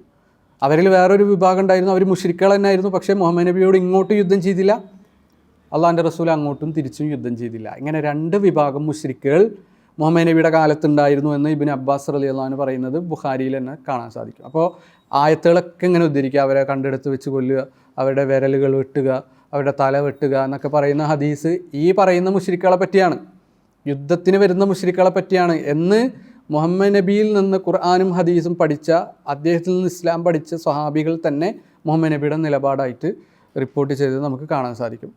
ഞാൻ ഒരൊറ്റ കാര്യങ്ങൾ കൂടി പറഞ്ഞ് ഞാൻ നിർത്താം. ഇതൊക്കെ ഈ പറയുന്ന കാര്യങ്ങളൊക്കെ റദ്ദ് ചെയ്യാൻ വേണ്ടിയിട്ട് പറയുന്ന ഒരു കാര്യമാണ് ആയത്തു സൈഫ് എന്ന് പറയുന്ന കാര്യം. ആയത്തു സൈഫ് ഇറങ്ങിയോടുകൂടി ഇതൊക്കെ ഈ നിയമങ്ങളൊക്കെ മാറി. സമാധാനം വേണം, പിന്നെ സംയമനം വേണം, സഹിഷ്ണുത വേണം, ഇതൊക്കെ മതത്തിൽ ബലാത്കാരമില്ല, ഇതൊക്കെ ആയത്തു സൈഫ് ഇറങ്ങിയോടുകൂടി മാറി എന്നുള്ളൊരു വാദം ഇപ്പോൾ പലപ്പോഴും കേൾക്കാറുണ്ട്. ആയത്തു സൈഫ് എന്ന് പറഞ്ഞിട്ടുണ്ടെങ്കിൽ അത് മുൻകഴിഞ്ഞ സമാധാനത്തിൻ്റെ ആയത്തുകളെ നസ്ഖ് ചെയ്തു, ദുർബലപ്പെടുത്തി എന്നാണ് വാദം. പക്ഷേ യഥാർത്ഥത്തിൽ എന്താണ് ഈ ആയത്തു സൈഫ്? ആയത്തു സൈഫ് മുമ്പത്തെ സമാധാനത്തിൻ്റെ കാര്യങ്ങളൊക്കെ റദ്ദ് ചെയ്തിട്ടുണ്ടോ, ആയത്തുകളൊക്കെ റദ്ദ് ചെയ്തിട്ടുണ്ടോ, അതൊക്കെ ദുർബലപ്പെടുത്തിയിട്ടുണ്ടോ എന്ന് നമ്മൾക്ക് മുസ്ലിം പൗരാണികരായ മുസ്ലിം പണ്ഡിതന്മാരിൽ നിന്ന് തന്നെ നമുക്ക് നോക്കാം. ഒന്നാമത്തത് ആയത്തു സൈഫ് എന്ന് പറഞ്ഞാൽ ഷെയ്ഖുൽ ഇസ്ലാം ഇബ്നു തൈമിയ അദ്ദേഹത്തിൻ്റെ അൽ ജവാബ് സ്വഹീഹിൽ പറയാണ്, ആയത്തു സൈഫ് എന്ന് പറഞ്ഞാൽ യുദ്ധവുമായി ബന്ധപ്പെട്ട എല്ലാ ആയത്തും അതിൽ വിട്ടു. സൂറത്ത് തൗബയിലെ ആയത്താണ് ഇവർ പറയുക. അങ്ങനെ പിന്നെ ഹറാമാക്കപ്പെട്ട, നിഷിദ്ധമാക്കപ്പെട്ട മാസങ്ങൾ കഴിഞ്ഞു പോയാൽ മുശ്രിക്കുകളെ എവിടെ വെച്ച് കണ്ടോ അവിടെ വെച്ച് വധിക്കുക. ഇതൊക്കെയാണ് സാധാരണഗതിയിൽ ആയത്തു സൈഫ് എന്ന് പറഞ്ഞിട്ട് ഉദ്ധരിക്കപ്പെടാറ്. സൂറത്ത് തൗബയിലെ 5-ാമത്തെ ആയത്ത്. ഈ സൂറത്ത് തൗബയിലെ 5-ാമത്തെ ആയത്ത് ആയത്തു സൈഫ് ആണെന്നുള്ളതിൽ സംശയമൊന്നുമില്ല. പക്ഷെ അത് മാത്രമല്ല ആയത്തു സൈഫ്. ആയത്തു സൈഫ് എന്ന് പറഞ്ഞാൽ യുദ്ധം ചെയ്യണമെന്ന് പറയുന്ന, വാളെടുക്കണമെന്ന് പറയുന്ന എല്ലാ ആയത്തും ആയത്തു സൈഫാണ് എന്നുള്ളതാണ് ഭൂരിഭാഗം പണ്ഡിതന്മാരുടെ അഭിപ്രായം. അപ്പോൾ പിന്നെ എന്താണ് ഈ സൂറത്തിലേക്ക് ഇവർ ഒതുക്കുന്നത്? ഈ സൂറത്തിലേക്ക് ഇവർ ഒതുക്കാൻ കാരണം ബാക്കി ആയത്തു സൈഫിൻ്റെ ആയത്തുകളൊക്കെ എടുത്താൽ അതിലൊക്കെ അവിടെ ഒക്കെ ഒരു ഉപാധി പറഞ്ഞിട്ടുണ്ട്. ഇങ്ങോട്ട് യുദ്ധം ചെയ്യുന്നവരോട്, ഇങ്ങോട്ട് ആക്രമണം ചെയ്യുന്നവരെ നിങ്ങൾ അങ്ങോട്ട് കൊല്ലുക എന്ന് പറഞ്ഞിട്ടുണ്ട്. അപ്പോൾ അതിനൊക്കെ മാറ്റിയിട്ട് ഈ തൗബയിലേക്ക് മാത്രം, തൗബയിലെ 5-ാമത്തെ ആയത്തിലേക്ക് മാത്രം ചുരുക്കമാണ് യഥാർത്ഥത്തിൽ ഇവർ ചെയ്യുക. പക്ഷേ തൗബയിലെ 5-ാമത്തെ ആയത്ത് തന്നെയാണ് ആയത്ത് സൈഫ് എന്ന് അംഗീകരിക്കുക വാദത്തിന്. എങ്കിൽ തന്നെ അതിലെന്താ പറയുന്നത്? അഷ്ഹുറുൽ ഹുറുമ് കഴിഞ്ഞാൽ, നിഷിദ്ധമാക്കപ്പെട്ട മാസം കഴിഞ്ഞാൽ നിങ്ങൾ അവരെ വധിക്കുക എന്നാണ്. എന്താണ് ഈ നിഷിദ്ധമാക്കപ്പെട്ട മാസം എന്ന് പറഞ്ഞാൽ? നമ്മൾ തന്നെ വിചാരിച്ചിട്ടുള്ളത് ചിലപ്പോൾ അത് യുദ്ധം ഹറാമാക്കപ്പെട്ട മാസങ്ങളുണ്ടല്ലോ, മുഹറം പോലെയുള്ള മാസങ്ങൾ, മുഹറം സഫർ പോലെയുള്ള മാസം, ഈ മാസങ്ങളായിരിക്കും എന്നാണ്. പക്ഷെ അതല്ല. യുദ്ധം യുദ്ധ വേണ്ട എന്ന് പറഞ്ഞുകൊണ്ട് യുദ്ധത്തിനെതിരെയുള്ള കരാറ് ചെയ്യപ്പെട്ട മാസമാണ് ഈ പറയുന്നത്. ഒരു കരാറുണ്ട്, ആ കരാറ് ഇത്ര കാലം യുദ്ധം ചെയ്യാൻ പാടില്ല, പരസ്പരം യുദ്ധം ചെയ്യാൻ പാടില്ല എന്നാണ്. അങ്ങനെ സമാധാന സന്ധിയിൽ ഏർപ്പെട്ട ആളുകൾ സമാധാന സന്ധി ലംഘിച്ചു, അവരെന്ത് ചെയ്തു? കലാപം ഉണ്ടാക്കി. ആ സമയത്താണ് ഈ ആയത്തിറങ്ങുന്നത്. ഈ ആയത്തിറങ്ങുന്നത് എന്താ? അവർ സമാധാന സന്ധി ലംഘിച്ചെങ്കിലും അവരുമായി സമാധാന സന്ധിയിൽ ഒപ്പിട്ട സമയത്ത് ഇത്ര മാസം എന്ന് പറഞ്ഞിട്ടുണ്ട്. ആ 4 മാസം കഴിഞ്ഞിട്ടേ നിങ്ങൾ അങ്ങോട്ട് യുദ്ധം ചെയ്യാൻ പാടുള്ളൂ. ഇതാണ് പറഞ്ഞത്. അല്ലാതെ സാധാരണക്കാരൊക്കെ ഈ മാസം കഴിഞ്ഞല്ല, ബാക്കിയുള്ള 4 മാസമല്ലാത്ത എല്ലാ മാസവും മുശ്രിക്കുകളെ പോയി കൊല്ലുക എന്നുള്ളതല്ല. കരാറ് ലംഘിച്ച ആളുകൾ കരാറിൻ്റെ മാസം കഴിഞ്ഞാൽ, അവധി കഴിഞ്ഞാൽ അവരുമായി യുദ്ധം ചെയ്യാം എന്നാണ് ആയത്തു സൈഫ് പറയുന്നത്. ഈ ആയത്തിറങ്ങിയോടുകൂടി ബാക്കിയുള്ള എല്ലാ സമാധാനത്തിൻ്റെ ആയത്തും നസ്ഖ് ചെയ്യപ്പെട്ടോ, ദുർബലമാക്കപ്പെട്ടോ? ഇവിടെയാണ് നമ്മൾ മനസ്സിലാക്കേണ്ടത്. നസ്ഖ് എന്ന് പറഞ്ഞാൽ അതിൻ്റെ ഭാഷാർത്ഥത്തിൽ പല പണ്ഡിതന്മാരും എടുത്തിട്ടുണ്ട്. അപ്പം സലഫുകളിലും ഖലഫുകളിലും പലരും അത് നസ്ഖ് ചെയ്യപ്പെട്ടിട്ടില്ല എന്ന് പറഞ്ഞിട്ടുണ്ട്. ഭൂരിഭാഗം പണ്ഡിതന്മാരുടെ അഭിപ്രായം നസ്ഖ് ചെയ്തിട്ടില്ല എന്നാണ്, ദുർബലപ്പെടുത്തിയിട്ടില്ല എന്നാണ്. പക്ഷേ ഇനി ദുർബലപ്പെടുത്തിയിട്ടുണ്ട് എന്ന് പറയുന്നവരെന്നെ എന്താ പറയുന്നത്? ഇതുവരെ സമാധാനം പറഞ്ഞു, ഇനി ഈ ആയത്തിന് ശേഷം ഇത് നസ്ഖ് ചെയ്യപ്പെട്ടു, അതുകൊണ്ട് ബാക്കി ഈ ആയത്ത് വെച്ചിട്ട് യുദ്ധങ്ങൾ ചെയ്യാൻ, എല്ലാം മനുഷ്യന്മാരെ കൊല്ലാം എന്നാണോ? അല്ല. അവർ നസ്ഖ് എന്ന് പറഞ്ഞാൽ അതിൻ്റെ ഭാഷാർത്ഥമാണ്. നസ്ഖ് എന്ന് പറഞ്ഞിട്ട് ഭാഷാപരമായി ഒരു നിലപാട് പറഞ്ഞ് അതിൽ നിന്ന് വ്യത്യസ്തമായ എന്തെങ്കിലും ഒരു കാര്യം അതിലേക്ക് കടന്നു വന്നാൽ അതിനൊക്കെ നസ്ഖ് എന്ന് പറയാം. ഉദാഹരണത്തിന് മുത്തലക്കായി പറഞ്ഞൊരു കാര്യം മുക്കയ്യതാക്കിയാൽ അതിനെ നസ്ഖ് എന്ന് ചില പണ്ഡിതന്മാർ പറഞ്ഞിട്ടുണ്ട്. മുത്തലക്ക് എന്ന് പറഞ്ഞാൽ എന്താണ്? നിരുപാധികമായ കാര്യം. നിരുപാധികം അഹിംസ ചെയ്യണം എന്ന് ഖുറാനിൽ പലയിടത്തുമുണ്ട്, ഹദീസിൽ പലയിടത്തുമുണ്ട്. അത് മാറ്റിയിട്ട് സ്വാഭാവികമായി വേണമെങ്കിൽ യുദ്ധം ചെയ്യാം എന്ന നിയമം വന്നു. എന്ന് വെച്ചാൽ ഇങ്ങോട്ട് ഉപദ്രവിച്ചാലും ഇങ്ങോട്ട് ദ്രോഹിച്ചാലും ഇങ്ങോട്ട് യുദ്ധം ചെയ്താലും അങ്ങോട്ട് തിരിച്ച് യുദ്ധം ചെയ്യാൻ അനുവാദമില്ലാത്തൊരു കാലം ഉണ്ടായിരുന്നു. ആ കാലം ഏതായിരുന്നു? നമുക്ക് ഹദീസിൽ തന്നെ കാണാം.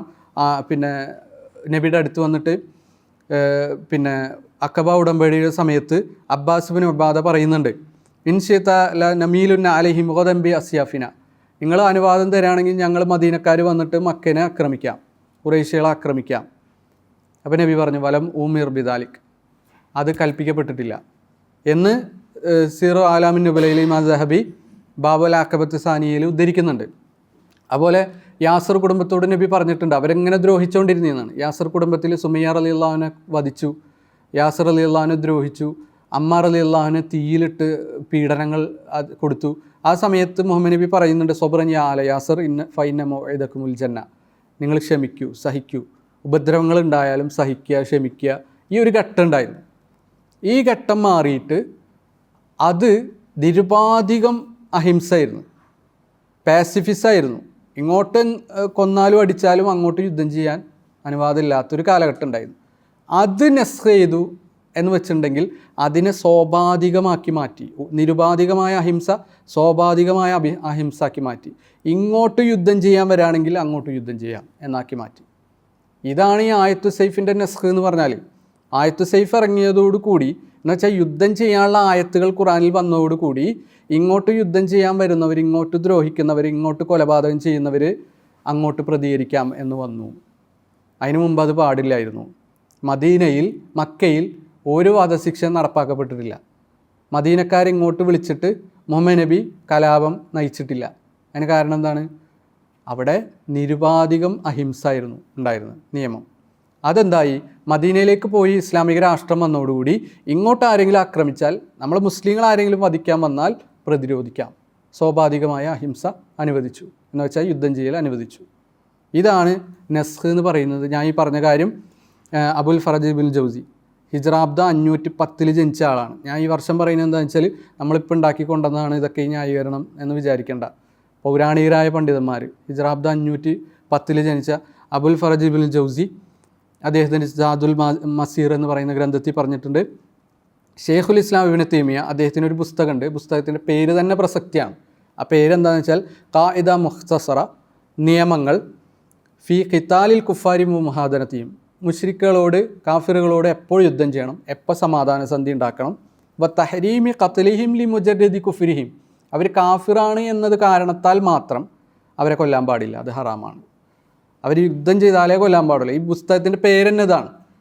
ഈ പുസ്തകങ്ങളിലൊക്കെ തന്നെയും ഞാൻ ഈ പറഞ്ഞ കാര്യം പറഞ്ഞിട്ടുണ്ട്. അപ്പോൾ ആയത്ത് സൈഫ് ഇറങ്ങിയോടുകൂടി പിന്നെ സമാധാനമൊന്നുമില്ലാത്ത അവസ്ഥ വന്നു എന്ന് പറയുന്നത് നോണാണ്. കാരണം ഈ ആയത്ത് സൈഫ് എന്ന് പറയുന്ന പിന്നെ 5-ാമത്തെ ആയത്ത് സൂറത്ത് തൗബയിലെ ആയത്തിൽ തന്നെ അവർ നല്ല രൂപത്തിൽ നിലനിൽക്കുകയാണെങ്കിൽ അവരോട് നല്ല രൂപത്തിൽ സമാധാനപൂർവ്വം ഫമസ്തഖാമൂലക്കും ഫസ്തഖീമൂലഹും എന്ന് സൂറത്ത് തൗബയിലെ 7-ാമത്തെ ആയത്തിൽ പറയുന്നുണ്ട്. ഇങ്ങോട്ട് സമാധാനം നടത്തുന്നവരാണെങ്കിൽ അങ്ങോട്ടും സമാധാന സന്ധി നടപ്പാക്കണമെന്ന് ആയത്ത് സൈഫ് എന്ന് ഇവർ പറയുന്ന സൂറത്ത് തൗബയിലെ ആയത്തിൻ്റെ തൊട്ടടുത്ത ആയത്തിൽ തന്നെ പറയുന്നുണ്ട്. അപ്പോൾ ആയത്ത് സൈഫ് നസ്ഖ് ചെയ്തെന്ന് പറഞ്ഞാൽ എന്താണ്? നിരുപാധികം അഹിംസ സ്വാഭാവികമായ അഹിംസയാക്കി മാറ്റി എന്നുള്ളത് മാത്രമാണ് എന്നുള്ളതാണ് നമ്മൾ മനസ്സിലാക്കേണ്ടത്. അപ്പോൾ ചുരുക്കി പറഞ്ഞാൽ ഒരു മുസ്ലിമിനെ സംബന്ധിച്ചിടത്തോളം ജീവിക്കാൻ ഏറ്റവും മനോഹരമായ ഭൂമികയാണ് യഥാർത്ഥത്തിൽ ഇസ്ലാം, മുഹമ്മദ് നബി നിർമ്മിച്ചിട്ടുള്ളത്. മുഹമ്മദ് നബിയുടെ അധ്യാപനങ്ങളിലും മുഹമ്മദ് നബിയുടെ പിന്നെ അവകാശങ്ങൾ നൽകിയതിലൊക്കെ നമ്മൾ കാണുന്നത് നീതിയാണ്. ഒരിക്കലും ഭീകരവാദത്തിൻ്റെയോ ക്രൂരതയുടെയോ അംശമടങ്ങിയ അധ്യാപനങ്ങളല്ല മുഹമ്മദ് നബിയുടെ ജീവിതത്തിലും അധ്യാപനങ്ങളിൽ കാണുന്നത്. നേരെ മറിച്ച് സമാധാനത്തിൻ്റെയും കാരുണ്യത്തിൻ്റെയും മനുഷ്യത്വത്തിൻ്റെയും അടയാളങ്ങളും രൂപങ്ങളുമാണ് എന്നുള്ളതാണ് നമ്മൾ ചുരുക്കി മനസ്സിലാക്കേണ്ടത്. മുഹമ്മദുർ റസൂലുള്ളാഹ് والذين معه أشداء على الكفار رحماء بينهم